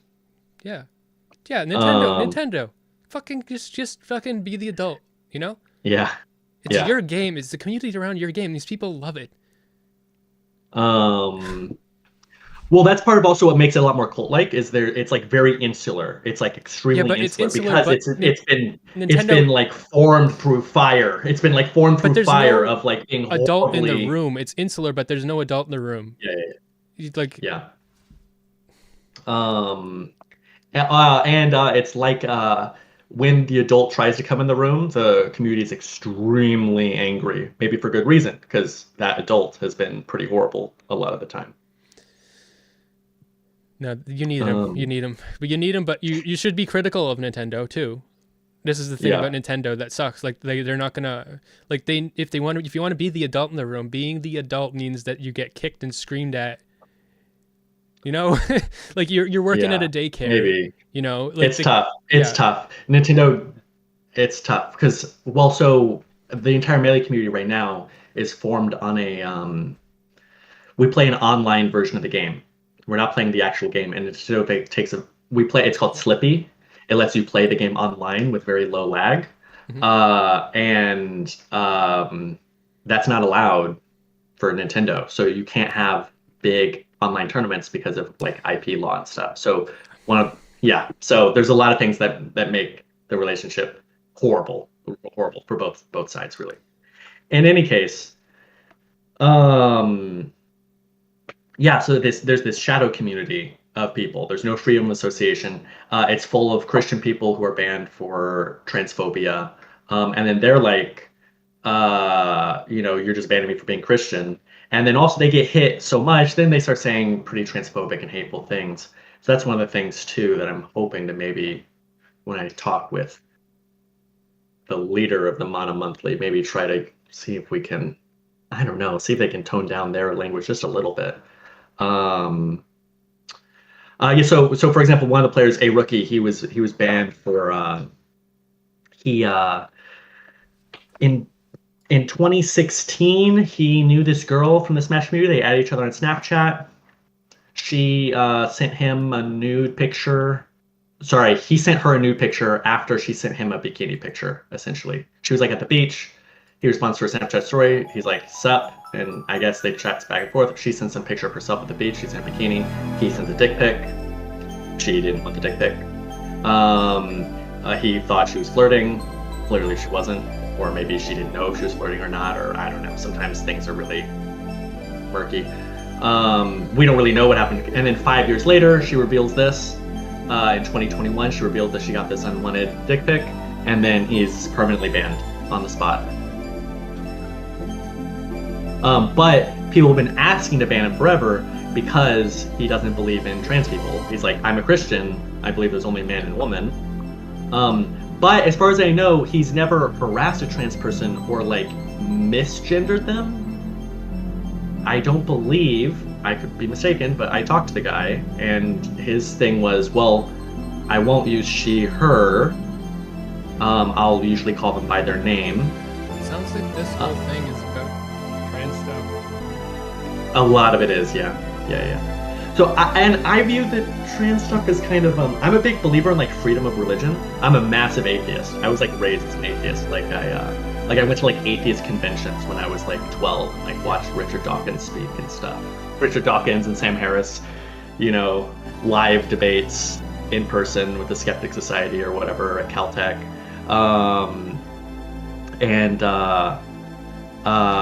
So I'm a massive atheist, but I'm a big believer, I guess, of freedom of religion. I think there's a lot of value that, say, being Christian brings to your life. And I view the trans stuff in this light. I think it's kind of like a modern sort of secular religion. Like, it comes with all these kind of metaphysical worldviews. It comes with its own set of ethics. It comes with a giant community. It's insular.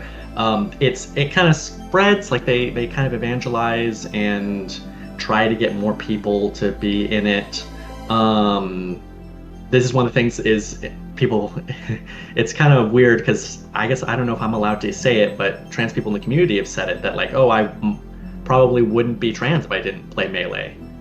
And I might be happy even then, but I'm happy now, and I'm happy that I'm trans or whatever.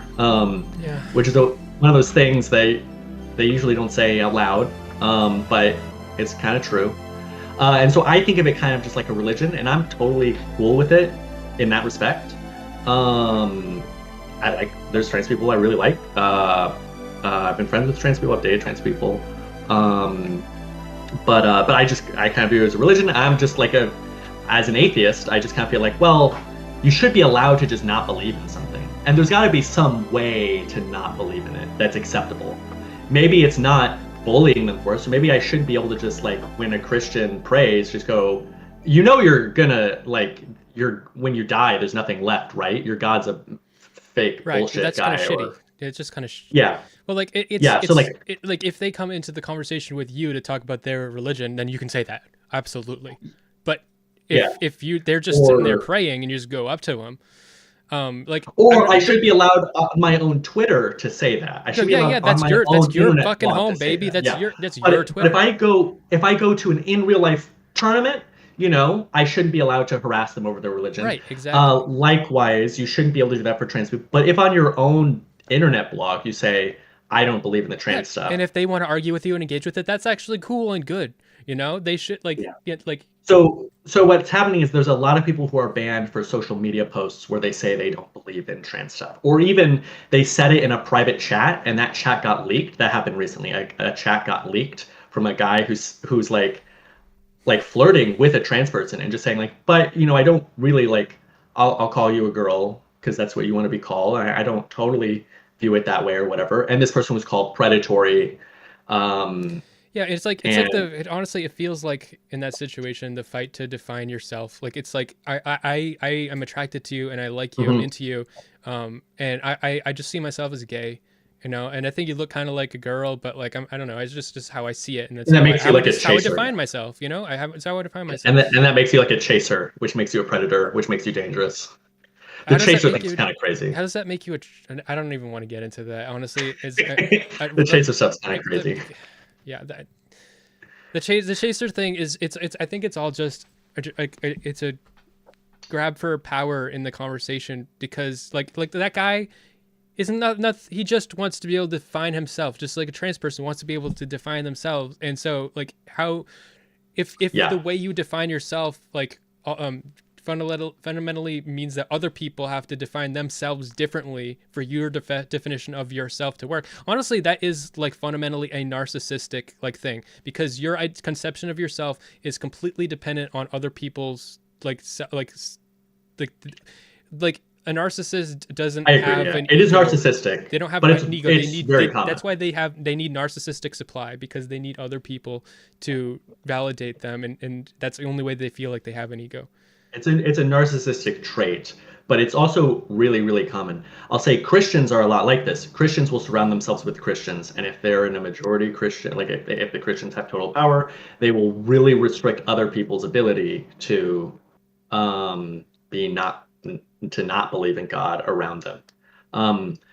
But I view it just kind of the same way. With the trans stuff. Now, part of the real difficulty is when you're talking to a Christian, the whether you believe with them or not doesn't naturally come up that much. But if you're talking about a trans person, every single time you refer to them, you are signaling your position on like what you believe metaphysically about the world, which is a part of why I think if you think of, do you know the word meme as it was originally coined? Yeah. The meme is By like, Richard Dawkins? the social ideas and how they, Like a gene. It's like an idea, but a gene that spreads by it's a way natural selection. it's a way to think about ideas. Yeah, so the meme is like uh, it uh, it spreads via natural selection. So stronger memes are more likely to spread and live long term. So like religion as a meme has a lot of things that make it really likely to live long term. So for example, it promotes like procreation. It promotes raising your kids to be it. So those are two things that are going to spread it. Contextually, it Uh, promotes mental health and, some yeah, healthy things. And it's going to have all sorts of positive things that are going to make it likely to live on, and it's also going to have negative things. And so one of the things I think that makes the trans stuff a really powerful meme is that every single you can't avoid signaling about it because it's about such an inherent part of language. well, I think that Um, that's done almost intentionally. Not like Almost intentionally, it's not. Well, almost I don't think intentionally, people. not quite intentionally, It's not but literally intentionally, but I think that's yeah. why it is like that. It's because That's what I'm saying. yeah, It's like functionally like that because it makes for a really powerful meme. It really like makes that very easy to spread and enforce and so on. So I think that one of the things that we need to have the community, we need to give clear boundaries for players. So we need basically it needs to be okay to not believe in that stuff, but we also need to tell the people who don't believe in that stuff, here is how you can express this in a way that's acceptable. Here because they also don't know. They look out and they see the people who don't believe the trend stuff, and they say all sorts of violent, hateful, horrible shit, and so they don't have many good role models either on should exactly how to express themselves in a non in a way that doesn't make trans people feel horrible at a tournament. yeah, absolutely. Um, But should a Nick Fuentes supporter, even like let's just like cut to the chase. Okay, let's just so a yeah, Nazi. There's a Nazi player. yeah, Let's say yeah, that this guy's actually a great person when you know him. He's a great person. He just is a Nazi. There are people like that. And there are people like he just obviously Nintendo is not gonna like that, right? I'm mhm, pretty sure, but in my ideal like system, it would be that you're a Nazi. Okay, when you come here, this is not a place for Naziness. yeah. You don't that doesn't happen here. Like that has like this is a boundary. So like even Yeah, I think if you are, my personal belief is you could be a Nazi on your own private blog as long as when you enter the community, you're treating everyone with respect. right, but Nintendo though, Um, they're because that's gonna be bad Nintendo is for not the that's issue gonna here. be bad. Nintendo is not even remotely the issue here. I know. I'm just saying. If The you best wanted, chance for Nazis to get into the Smash community is Nintendo. is it real? Yes, yes. No, because what I'm imagining. Okay, no, I am imagining like Nintendo like gets really into it.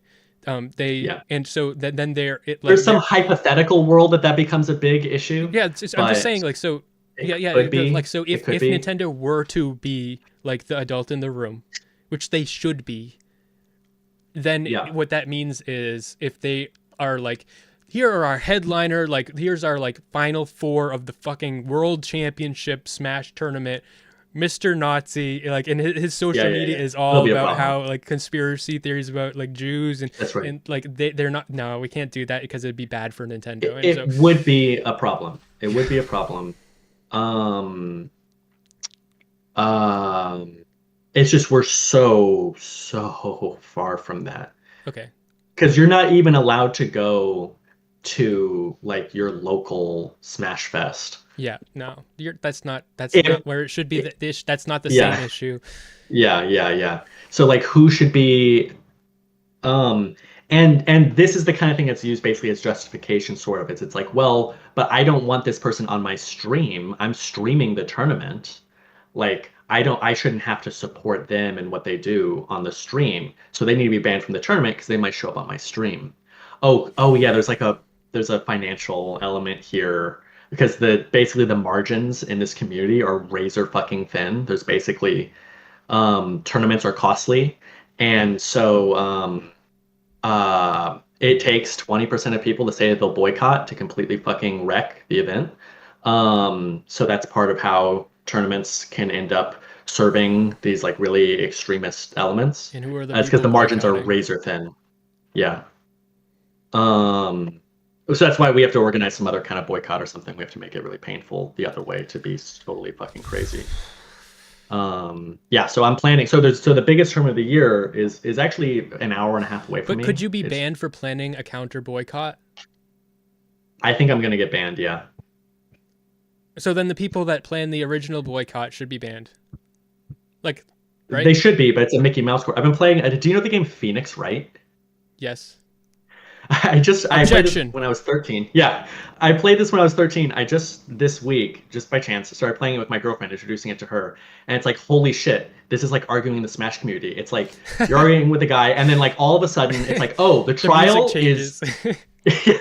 the trial is 3 days long. Almost everyone is always found guilty. You're presumed guilty. They're just gonna make up evidence on the spot. They're gonna ignore shit that you say. Halfway through, suddenly, there's the guy's gonna say, "No, I think actually it's not even your client that's the killer. It's you, Phoenix. Right? You were the killer, and now you're on trial shit. for your and life." And there's like, and then you go into your like thought mode, like, what evidence do I have? And I gotta figure out. I had to find the No, contradiction. you're wrong it's even because. worse. Yeah, and it's even worse because with this, there isn't a platform to even do that. There isn't even a platform to actually argue with these people. These people block everyone who disagrees with them. Great entertainment. It could be. So that's one of the things that I want to try to advocate for. Some of these people who are banned do have a bit of a platform, and they need to organize, and they would get views. Like fucking debating Smash shit would get views. The videos already do. So they need to fight it more. Well, I'm a liberal. See, the thing is also, there's also a political element here where, okay, yeah, you said there was What a you're trans talking about is constituency. liberalism. What I'm talking about is liberalism. Yes. Also the extreme element that bans everyone, they're also all communists. They're authoritarian communists. Yeah. Like they don't believe Non-liberal in principles of free communists. speech. Yeah. Yeah. And And the people they're banning are primarily people who are pretty far right. Like they're not totally center. I think that's one of the reasons that I can kind of say what I'm saying is because I'm not really like I'm clearly not like I kind of agree with them on a lot of the underlying values. I just think they're really horrendous at applying these values, and so it's like vaguely acceptable for me to say the things that I do. But it's because it's thought crime, really. I clearly don't have any of the wrong thoughts. I don't have any of the wrong opinions, and I can kind of well, that's dance for around them them to enough. define and not you. Yeah, but what I mean is like the bannable opinions. Yeah. Like it's a lot of I guess all I can say is really thought crime. Like once they realize that you don't believe in the right thing, it's like there's this eye on you that starts harassing you There's so constantly until you slip up, and then that's used as a pretense to actually ban you. This conversation can go into so many different ways. I like, Yeah. But like, so so just to try to help you, I guess. I think that there is a really like regarding the trans thing, there is a massive problem that, so I can understand why maybe a lot of trans, I think they play into it a lot too, but a lot of trans people, like the way that they respond to the like differing opinions and criticism makes sense because there is no compassion. Like the most of the people criticizing like trans stuff have no compassion for trans people. They hate you, you know, and like they'll say you're like a predator or like all kinds of like shit. And I think it goes both ways. Like also the trans people have no compassion for the people that criticize them either.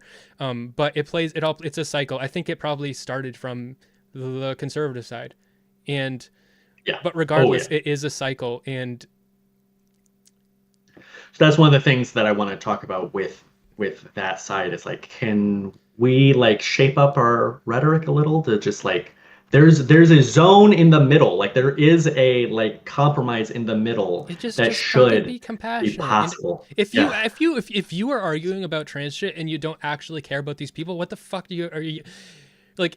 Like you're just like demon like they have trouble being compassionate for the exact same reason though that the trans people have trouble being compassionate, because in these circles they literally, it's crazy to say this, but they are actually being oppressed. Like they are not allowed to speak freely, they're not allowed to associate freely, they're not allowed to be themselves.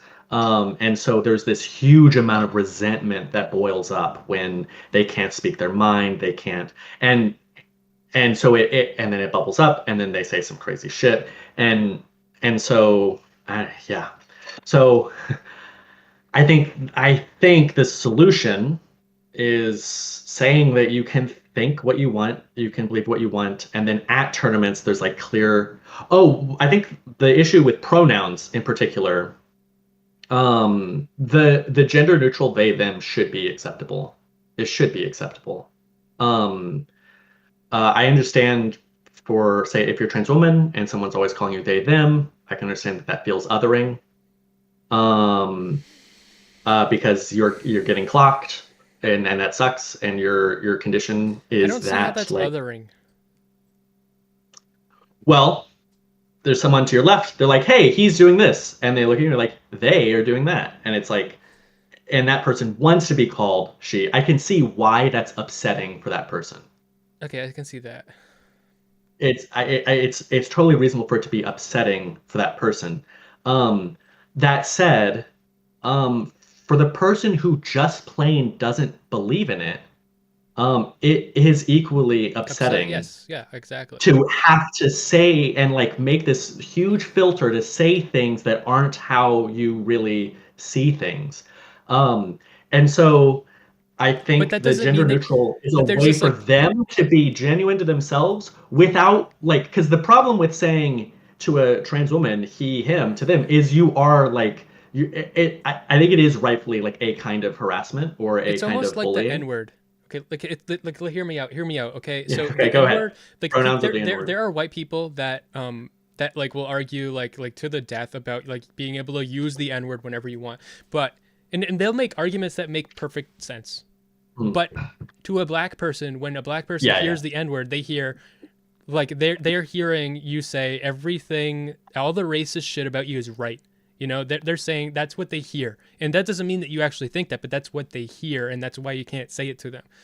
And there needs, if you are white and you really fucking care about being able to say the N-word, then there needs to be more examples of like, of compassion like there. So in this case, it makes more, when the examples things makes more sense, because people that misgender or use the wrong pronouns are very often not doing it, like they're doing it because out of a place of no compassion. But like, just because I have a different opinion of you than you have of yourself doesn't mean I don't care. Like people who care about trans people are most likely going to just use the right pronouns because they don't want to upset anybody. And they're like, if that's not actually like what you think and your actual opinions, then it's actually kind of like lying and dishonest, but they want you to lie and just be dishonest. And like, just be honest about what you think, but still be a compassionate person. That should be the going. Well, okay. So I had like a 2-hour little interview with a rookie, the guy I mentioned. So he was banned for this thing, but really his thing is that the real reason he's banned is the transphobia. He doesn't use preferred pronouns. And what should he do? Should he, if he sees a trans woman, should he sees them as men? So should he use he, him? Should he refuses to use she, her. He says like Oh, also like an hour and a half into this conversation, we got on some tangent. I found out like he's like a young Earth creationist. Like this guy doesn't even believe in the fucking dinosaurs, and I'm supposed to convince him about trans people. Like this is not the only like eccentric view that this guy has, and that he'll take a stand on in the world.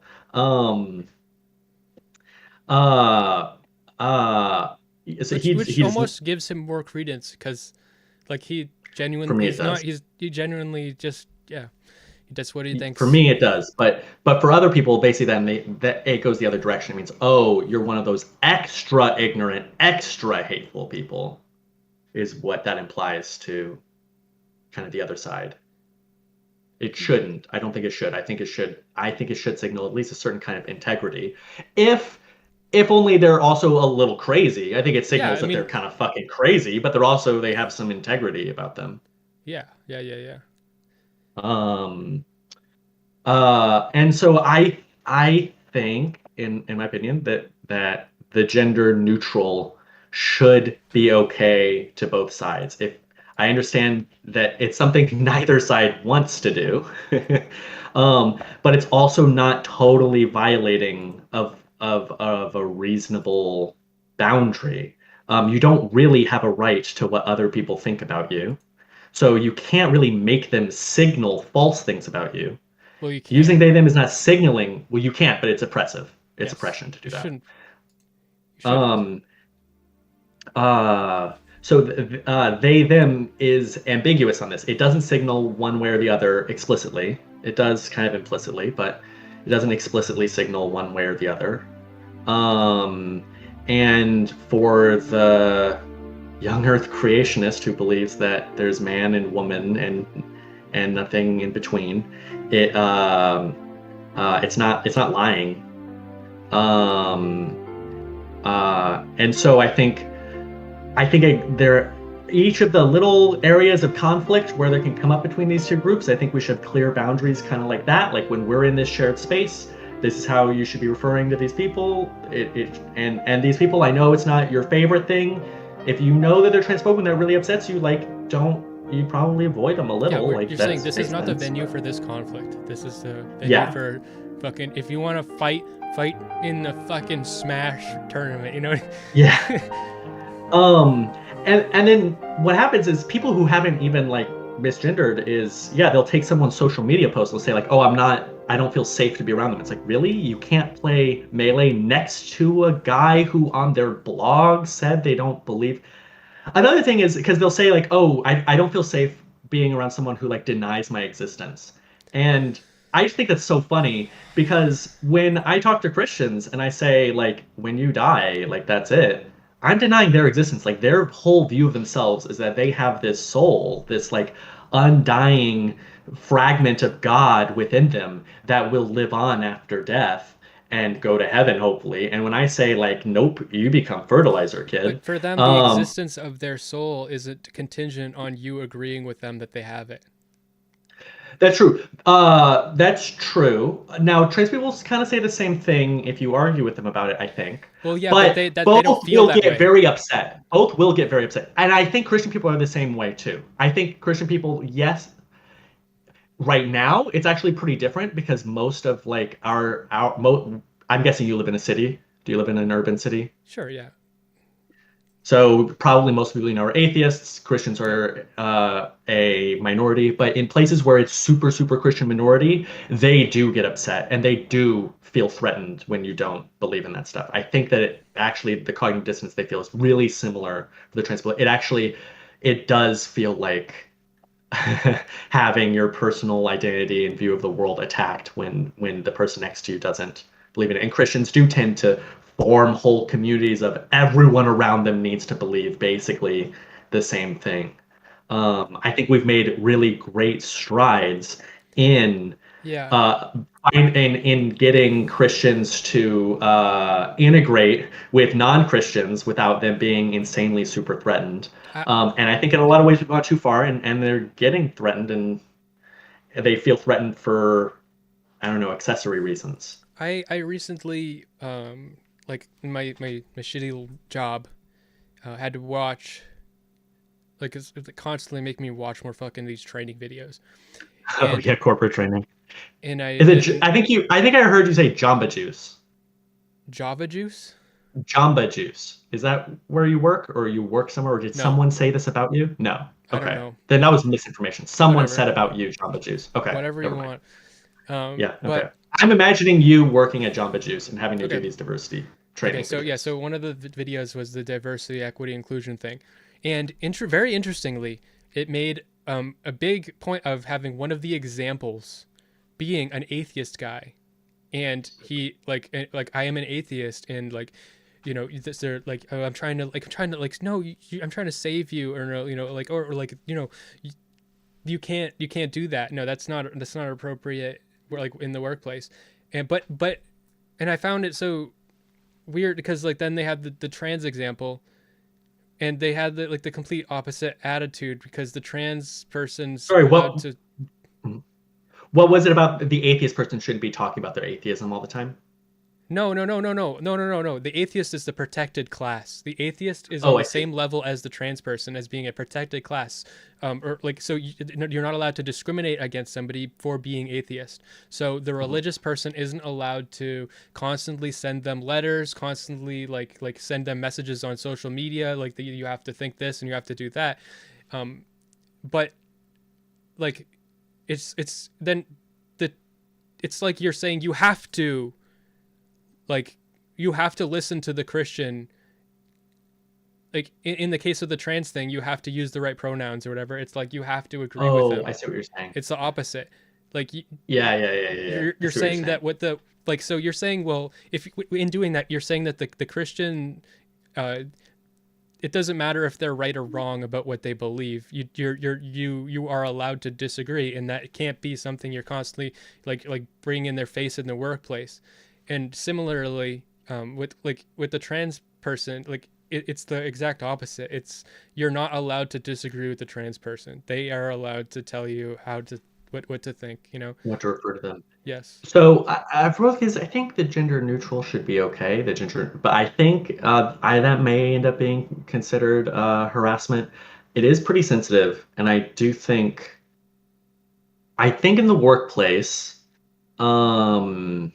I get a lot more okay with stricter controls to protect trans people in the workplace.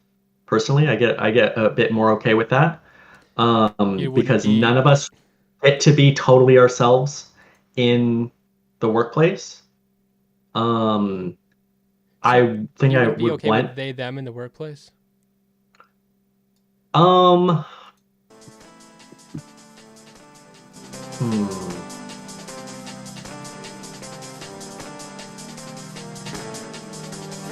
So I'm trying to think about it in terms of my religious framing. Say you hired a priest. Say I hired a priest, and he wanted to be referred to as Father so and so.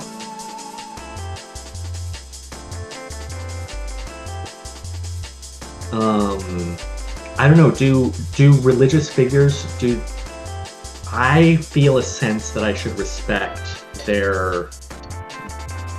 I would feel a sense that I should respect that. That makes sense. Even if I don't agree with it. But I don't know if the workplace situation that this But you agree holds up. that he is like father. It means like he's a priest. Like you're not disagreeing that he's a priest.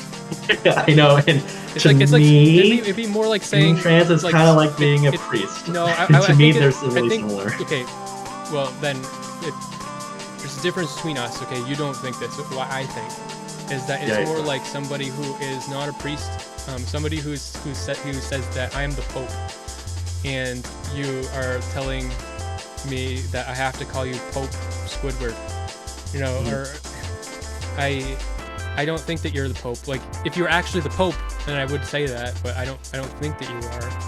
Well, okay, I think the coming up with wacky examples becomes an issue because they start to belie, like, would anyone sincerely do this? Would anyone sincerely want to be called the Pope?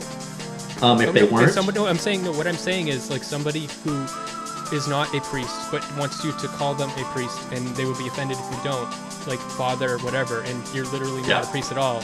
Like I don't want to call you father, whatever. If you are a priest, it makes perfect sense, and I'm gonna respect that. But like, if you're not a priest, like, no, I don't want to have to call you a priest because you think you're a priest. Yeah, I would agree with that. Let's see. Make sure my mic is camera's very precariously fixed here.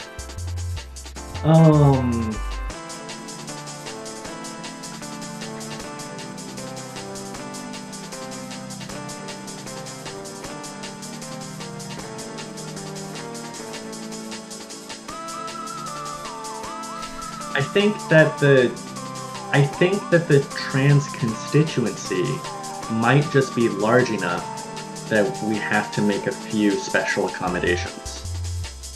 Definitely, definitely you should at least have to use they, them. You can't, I don't think it's acceptable for your boss to say, hey Sally, would you go do this? And then they're like, oh Sally, he went and did that, or whatever like that. I don't think you should be allowed to misgender. I think that's one of the differences between the they them language, which is non-gendered, and using the wrong gender. I think in shared spaces, misgendering shouldn't be okay. I think that okay, that's I'm not gonna, like, you are defining your own opinions, and I think that, like, but I don't agree. Because I don't believe in gender. I think that gender is, like, I agree that gender is a social construct, and so I think that when we are gendering people, I think what gender is to me, it is a platonic form of sex. And it is, without being scientific, it is like a heuristic for, like, identifying somebody's sex. So you can trick my brain into seeing you as the heuristic for another sex, but I don't actually think that your gender, I don't think that your identity is, like, we aren't born, I don't believe we're born with an identity. Identity is just what you think about yourself. So I think in the same way that if somebody believes that they are a priest but they're not, like, it's just not, like, I respect that trans people feel the way they do, and I don't disagree with them that they feel that way, and I respect their feelings and all of that. And a lot of times I don't go out of my way to misgender people and stuff, but also I don't agree with them with how they see themselves. I care about them, and I don't think of them lesser because of that. I just don't agree with them about how they see themselves. Sure. Yeah, I don't mean to stomp on that. When it comes to expressing yourself and your view of them, I think that in a workplace setting, for the benefit of the project that you are doing with your coworker, but you're for saying the benefit of that that project, I have to talk to them in a language that accepts that gender is real, but I don't think it's real. I think that using they, them in this case is neither accepting nor unaccepting. I think that it leaves that open. I think it's saying nothing. I think it's saying nothing. I can make that concession. Yeah. And so for me, this is like when I talk to people who, are really uncomfortable about using corporate pronouns. I think it should be acceptable to use they, them. I think that they, them is like not saying anything one way or another. This is a concession I already do often.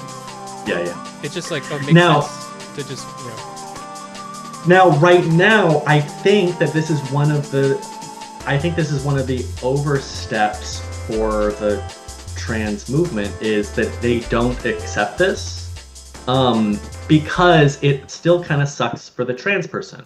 Like, it doesn't feel good. It feels a bit like being misgendered, but I think if we all got used to it a little, it would feel fine ultimately. I think it gives the person who doesn't believe in it a soft landing, a way to say, I'm not like with all of this, but I'm I don't showing hate you you. respect, and I don't want to hurt your feelings, and Yeah, I don't want to hurt you. I'm not trying to harass you. I'm not trying to hurt you. I'm not really like with the whole thing, but like I see you as a person.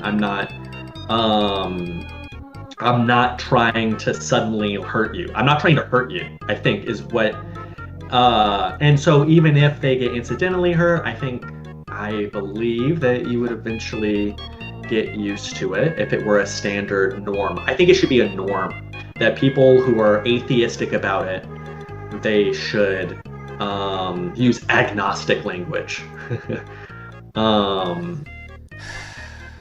I definitely feel an argument about that, but I'm fine This is in a making workplace. This is in a workplace, like a place that has forced integration. When we're all supposed to integrate, we're supposed to coordinate together. We're supposed to be pursuing some greater project. I'm a liberal, and I believe that Yeah. you're forcing me to behave in an illiberal way.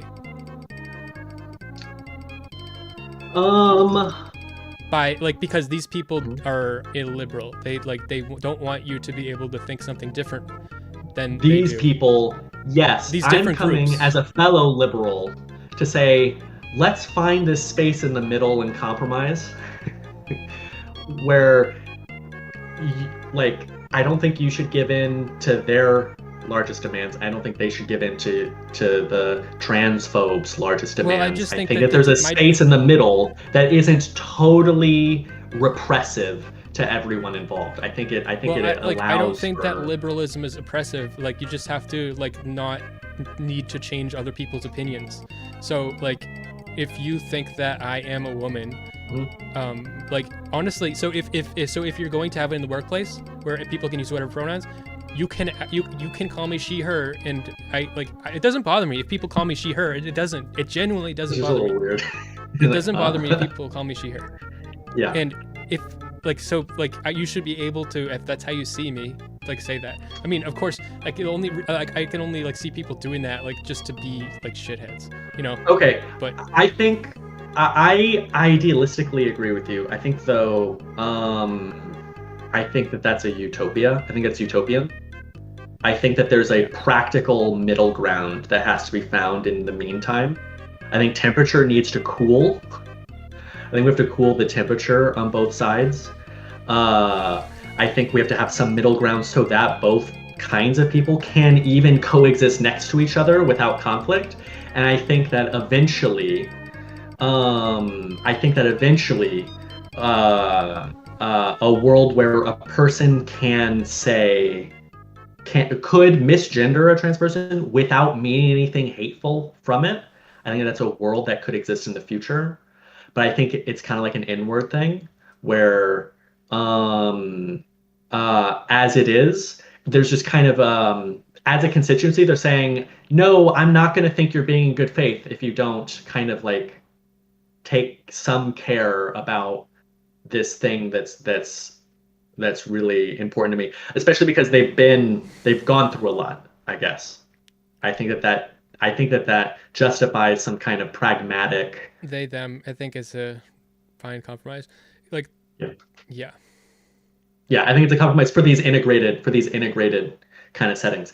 But you should, in your own free speech zone, on your own social media, on your own blog, you should be able to have people over to your house where you get to speak your mind, and you don't have to worry about a recording coming out where you used he him for a trans woman and then getting completely thrashed. But in that shared space, I think sometimes we do need to make some concessions for unity's sake. Your boundaries don't exist for me when I have nothing to do with you. I can't live by your boundaries for my whole, you can't set boundaries. That's not what a boundary is. You can't have a boundary for how I talk to you. Someone,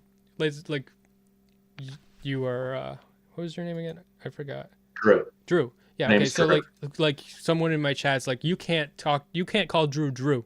I have a boundary against that. No, you can only have boundaries about yourself. If you can say that if I'm talking to you, I can't call you Drew, and then because then you won't talk to me. But I can call Drew whatever I want. You shithead. You know what? Whatever. Whatever. It's his job to set boundaries. I mean, I can't. If he doesn't want me to say that, then he can stop talking to me because it's his job to set his own boundaries. So in my life, you can't set boundaries for what I can do in my own thing. You can set them That's with one how of the much things time that's you want. really cruel with the Smash community is that the boundaries far exceed the shared space. They far exceed the shared space that we're all in. You could have a recording leaked. You could say something on your own private blog. You could whatever. And all of these are just as bad as harassing a trans person at an event and are seen as justification for trans people not feeling safe around you. Um, and if you're not feeling safe because of what someone said they believe on a private blog. Okay, if what someone said on a private blog is like, I have recurrent fantasies about murdering trans people, Okay, that's serious. Okay, well, let's take. serious, I'm taking yeah. you serious. Are you maybe? Are you gonna kill me? Yeah.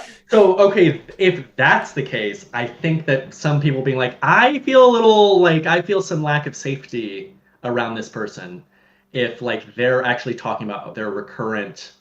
Even then, though, there should be a space where that person could express whatever crazy fucking Yeah, but feelings they have. just That like might you be in the don't context like of if therapy. someone if someone like wants to molest kids, you don't let them be like a child. Like you don't have them work with children. If you want to kill trans people, you don't go to the Smash tournament. I think Yeah, that makes sense. yeah. Yeah. So, but if the person is just like, I just don't believe in it, I don't believe in that sort of thing. Yeah, I could But these say people get so much hate that I they get baited into saying stuff that's a little bit more than that. They get baited into saying like stuff that borders on hateful, which is rough. And yeah. yeah, so I think everyone has to lower the temperature to find that unity. I could say I believe that human beings have teeth like cats have claws. We can shoot them out and then bring them back in.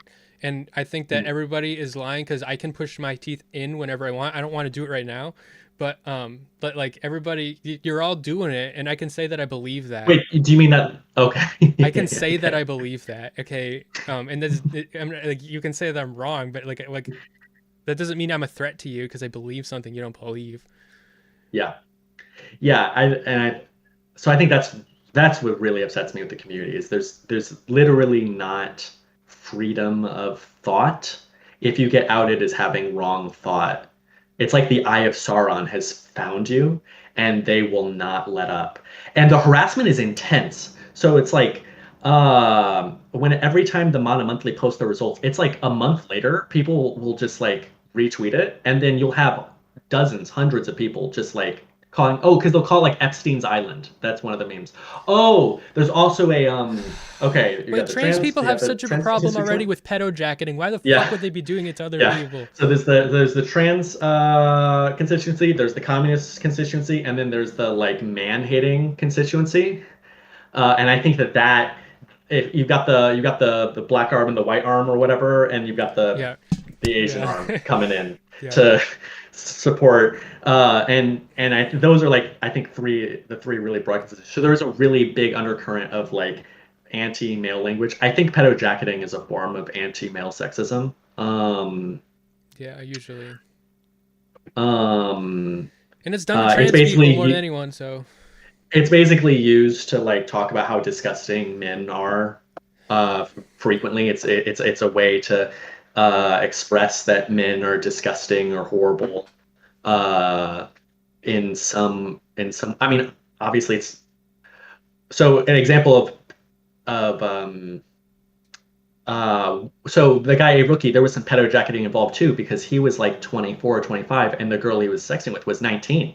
He's basically a pedophile.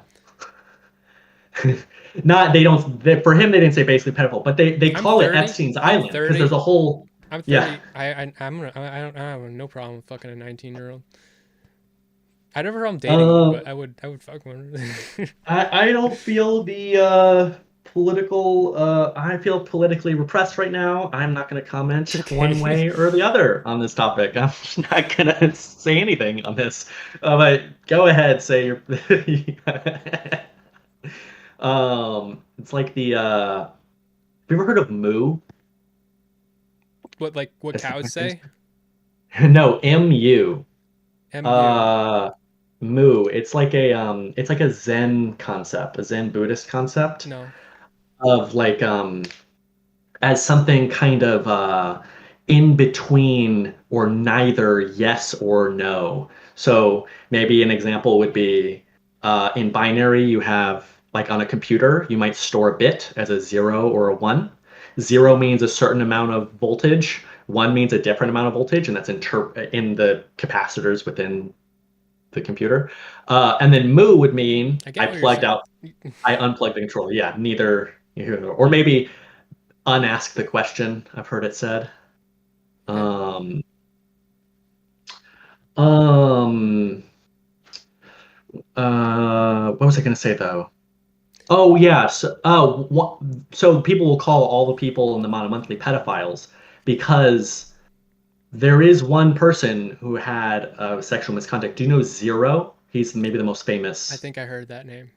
Yeah. So he's the most famous of the canceled smashers. So his thing was that in 2013, he was 19. He was a Chilean immigrant. uh, and in his first couple of months here in America, he was streaming, and a girl, a 14-year-old girl, found his stream, talked to him from stream. They talked off stream. At some point, he asked her for a nude picture, a picture of her vagina with an ice cube. Um,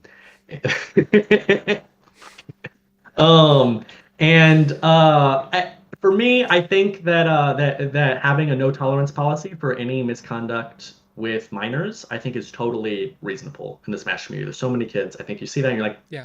we can't have you in here anymore. You can't go to tournaments. Parents will rightfully not feel comfortable letting their kids go to this place where this kind of thing's allowed. Yeah, fair enough. But it goes way beyond that. Basically, that's why they call it like Epstein's Island full of pedophiles, because Zero is a pedophile. And every time Zero posts anything, people call him a pedophile. It's like, you fuckers don't know what pedophilia is. Yeah, Like, that's not a were you pedophilia. not a teenager? It's misconduct, but he's not a pedophile. It's misconduct. It's misconduct and wrong. Yeah. It's wrong. But yeah, it's not like, because pedophile, I don't know if you know much about pedophilia. It's like, you hear what pedophile's into. Most people who are not pedophile are going to be like, oh, that's crazy. But like, there's no shock when everyone knows why. Well, anyways, Why a 19-year-old I don't need to a preach to 14-year-old the is because choir. they're horny and they're being like incredibly stupid and they don't have they're not like they are immoral and inconsiderate of like social like rules, and like we have these rules for a reason. And also, where he came from in Chile, the age of consent is 14. That's one thing I think was kind of unfair. Is some of these, like, there's not much empathy for like, well, can we just like look a little at like where he was raised from and how what might have led him to do this? Like, is he inherently like a fucking evil pedophile? Um, gotta shape up. and That's what I'd say. Gotta shape up. Yeah. Well, he's gotten incredibly in shape since then. He was a really big guy, and now he's like omega fucking jacked. Well, now he's been on mega fitness journey. now he can He's even more 14-year-olds want to. Moo. I don't comment one way or another. I think we're coming up on that 2.5 hour mark that you mentioned. Yeah.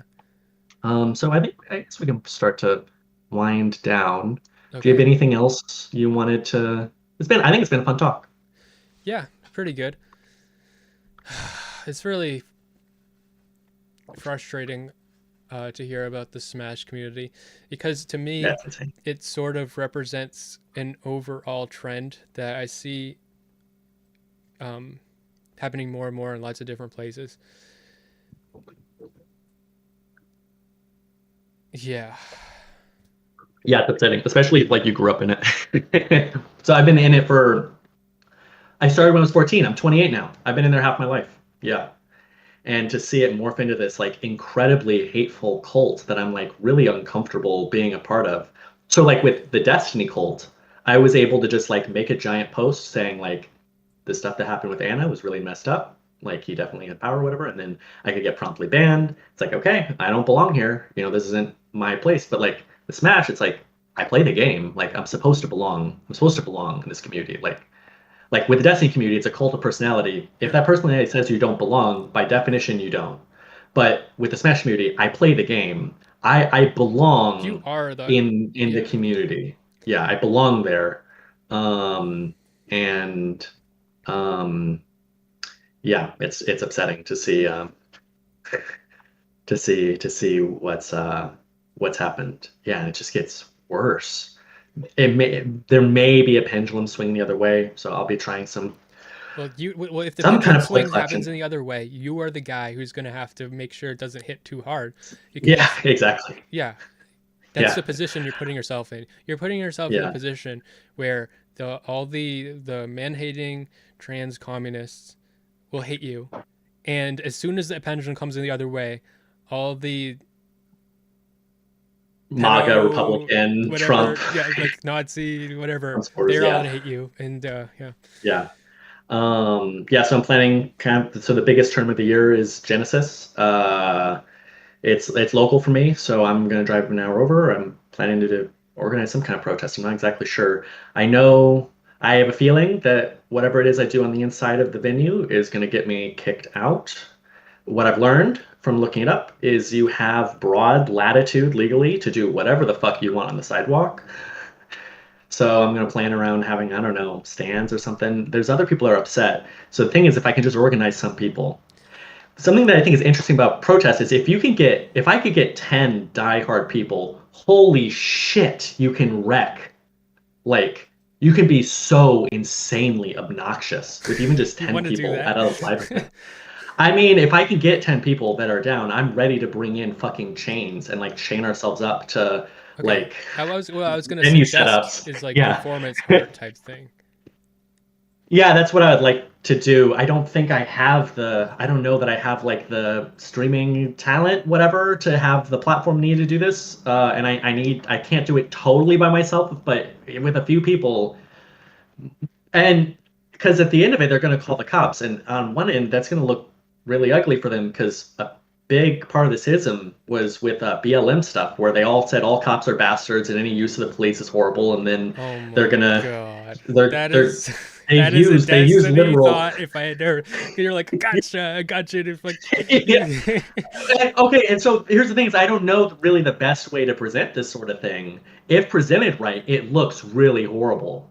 And if I get that kind of thing, if I get the right image of me, of them fucking buzzsawing off chains to pull me off the venue from the police just because I'm yelling about how unjust they are, if I present it right, it'll look really ugly for I them. think that like so in all the protests that I see where people are like blocking roads and shit, I Yeah, instantly hate all those people. And when I see people throwing paint on art, I hate those people. But yeah, when I see, but ironically, because they tend to be one of the most obnoxious, like a lot of the PETA, like things, yeah, like those are like I'm like this is cool, like whatever. I'm not even vegan. I'm not gonna you're not gonna change my mind, yeah, but like I respect what you're doing. I like yeah. yeah. Yeah, so there's kind of two approaches. How radical do you get with it? If you have enough people who are willing to take misdemeanor charges, you can be unbelievably fucking obnoxious. You could just show up to every event and they're gonna have to get police there and you can make shit cost way the fuck more. And eventually they would have to listen, but you would need people that are really on board. And I think a lot of the people I'm talking to are not necessarily that on board. Probably what I'm gonna do is stand outside and hand out 10,000 stickers and try to get people to plaster stickers everywhere. Yeah, with the performance thing, what you need to do is make something that will go viral and that people will, Yeah. which Yeah. is So what PETA does really well. Yeah, there's one guy with a big platform. I'm hoping to maybe somehow get him involved. Technicals. I don't know if you know him. He I has a think I've big. heard that name. Yeah, he's kind of toxic. I think he had an argument with Max where he pedo jacketed Max. He's kind of toxic, but also he's like the only person with a real platform that kind of speaks out against the bullshit in the Smash community. Um, so that's one of the things here too. Is like I'm gonna have to just team up with whoever is against it. It's like yeah, okay, I'm a liberal, but I'll team up with the fucking MAGA Republicans for this one. To stand up for Yeah, you just ourselves and our you dignity. fucking place where you can fucking play Smash. You just want Yeah, to play really. Smash. Yeah, so I'm talking with the guy from the Mono Monthly to see if there's any from the most ardent band people, if there's any appetite to actually come in person. It'd be hype if we did them on a monthly on the sidewalk outside. You could have megaphones where you scream at the players who ban people. Yeah, handing out stickers. Um, Lots of posters with AI art on them. A chant. Yeah, chant. Well, I mean, the main thing that's rallying around is unban hacks. That's probably gonna be the biggest chant. Maybe Leffen is a narcissist, but that Bring has some hacks back. issues. Hey, bring Yeah. hacks back. Bring Stop, smash, hate. I don't know, but I don't know. I'm gonna try to figure out something, and I think I'm gonna end up getting banned for it, which is gonna be sad. Yeah, well, that's how it is. Nope. I'm gonna going in a bit. This is a personal question. Okay. Would you? I'm organizing a book club Sure. right now What book? for Zen and the Art of Motorcycle Maintenance. Maybe. I think you'd like it. I have 6 people I know in real life that I'm doing organizing it. But yeah, I like having people who are, I don't know, interested in rambling on and on about, basically he's a giant schizo poster in a way. Um, uh, he It's about a guy who goes across the country on a motorcycle with his son on a motorcycle trip. That's the context, but the pretext is him creating an entire philosophical theory of metaphysics based around the notion of quality and everything that goes into that. But he's also schizophrenic, so it's like the ramblings of a crazy person, but it's all pretty fascinating and interesting. And there's lots to interpret and see, and a lot of it is about finding comfort in technological emptiness. It was written in the 70s. A lot to pathologizing him as you read it, which is what you say that you do. So yeah, that's right. I think you kind of have to, because otherwise, well, I love that shit. I love, like, that's something I was gonna say with narcissists is I do appreciate a good narcissist who goes out on their own, has their own whole ass fucking worldview of shit. They have their own worldview. People and say it's like that's awesome. I am like wearing Mr. Girl's skin, whatever. Another person that nobody said this about, but I wear Sam Vaknin's skin a lot. I take a lot from him, and he's a narcissist, but he's like he's the leading, he's the guy who coined narcissistic abuse. He's like the leading researcher of, he's like, he's made his life about being the best narcissist, and I like him. I mean, I wouldn't want to marry him. The best narcissist. Yeah. The moral narcissist. I commented on his thing, and then he made a video. I was like, I believe you. You're the best narcissist, but I think you're a coward because you're unable to he was saying like how he had this defeatist attitude about it, and it was like, and then I think he made a, I don't know, it was because of me, but he made a video that basically touched on the exact topic. So maybe I got to him because I called him the best narcissist. That's funny. Well, anyways, I'll send you information about it. If you're interested, I think you'd be a great fit for this little book club. It'd probably be in a month after I get through all this Genesis shit. I'll have to for him to do it, but I'll send you it. I'm planning to put recordings of it on YouTube in any case. Okay. I'll think about it. Yeah, absolutely. Okay. All right. It was great. It was great talking to you. Nice talking to you. Nice talking to you, Drew. All right. Take care. Have a nice day. Bye.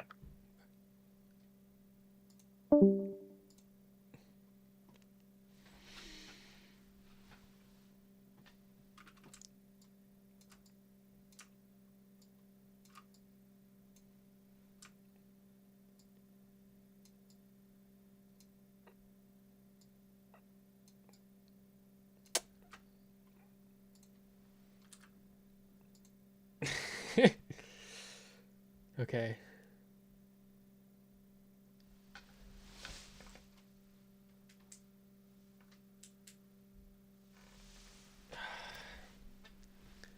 So that concludes the stream. Nobody's gonna hurt you, baby. We're just gonna ease on out of here. Wherever you're from, whatever your background is, whatever your beliefs, you're coming from the Smash community, hate men. Maybe you're from Epstein's Smash Brothers Island. I don't know. But don't worry, baby, because liberalism has got you covered. We can all fight and get along. Yeah, baby. I've got this great commenter in my fucking chat.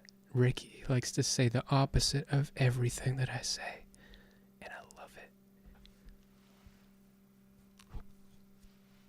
Until next time, without further ado, I bring you your own life. Now get back to it, Smeth heads. This has been an interesting talk. I'm going to leave you back. I'm going to drop you off. I'm going to parachute you down back into your own life. In 3, 2, 1. Bye-bye.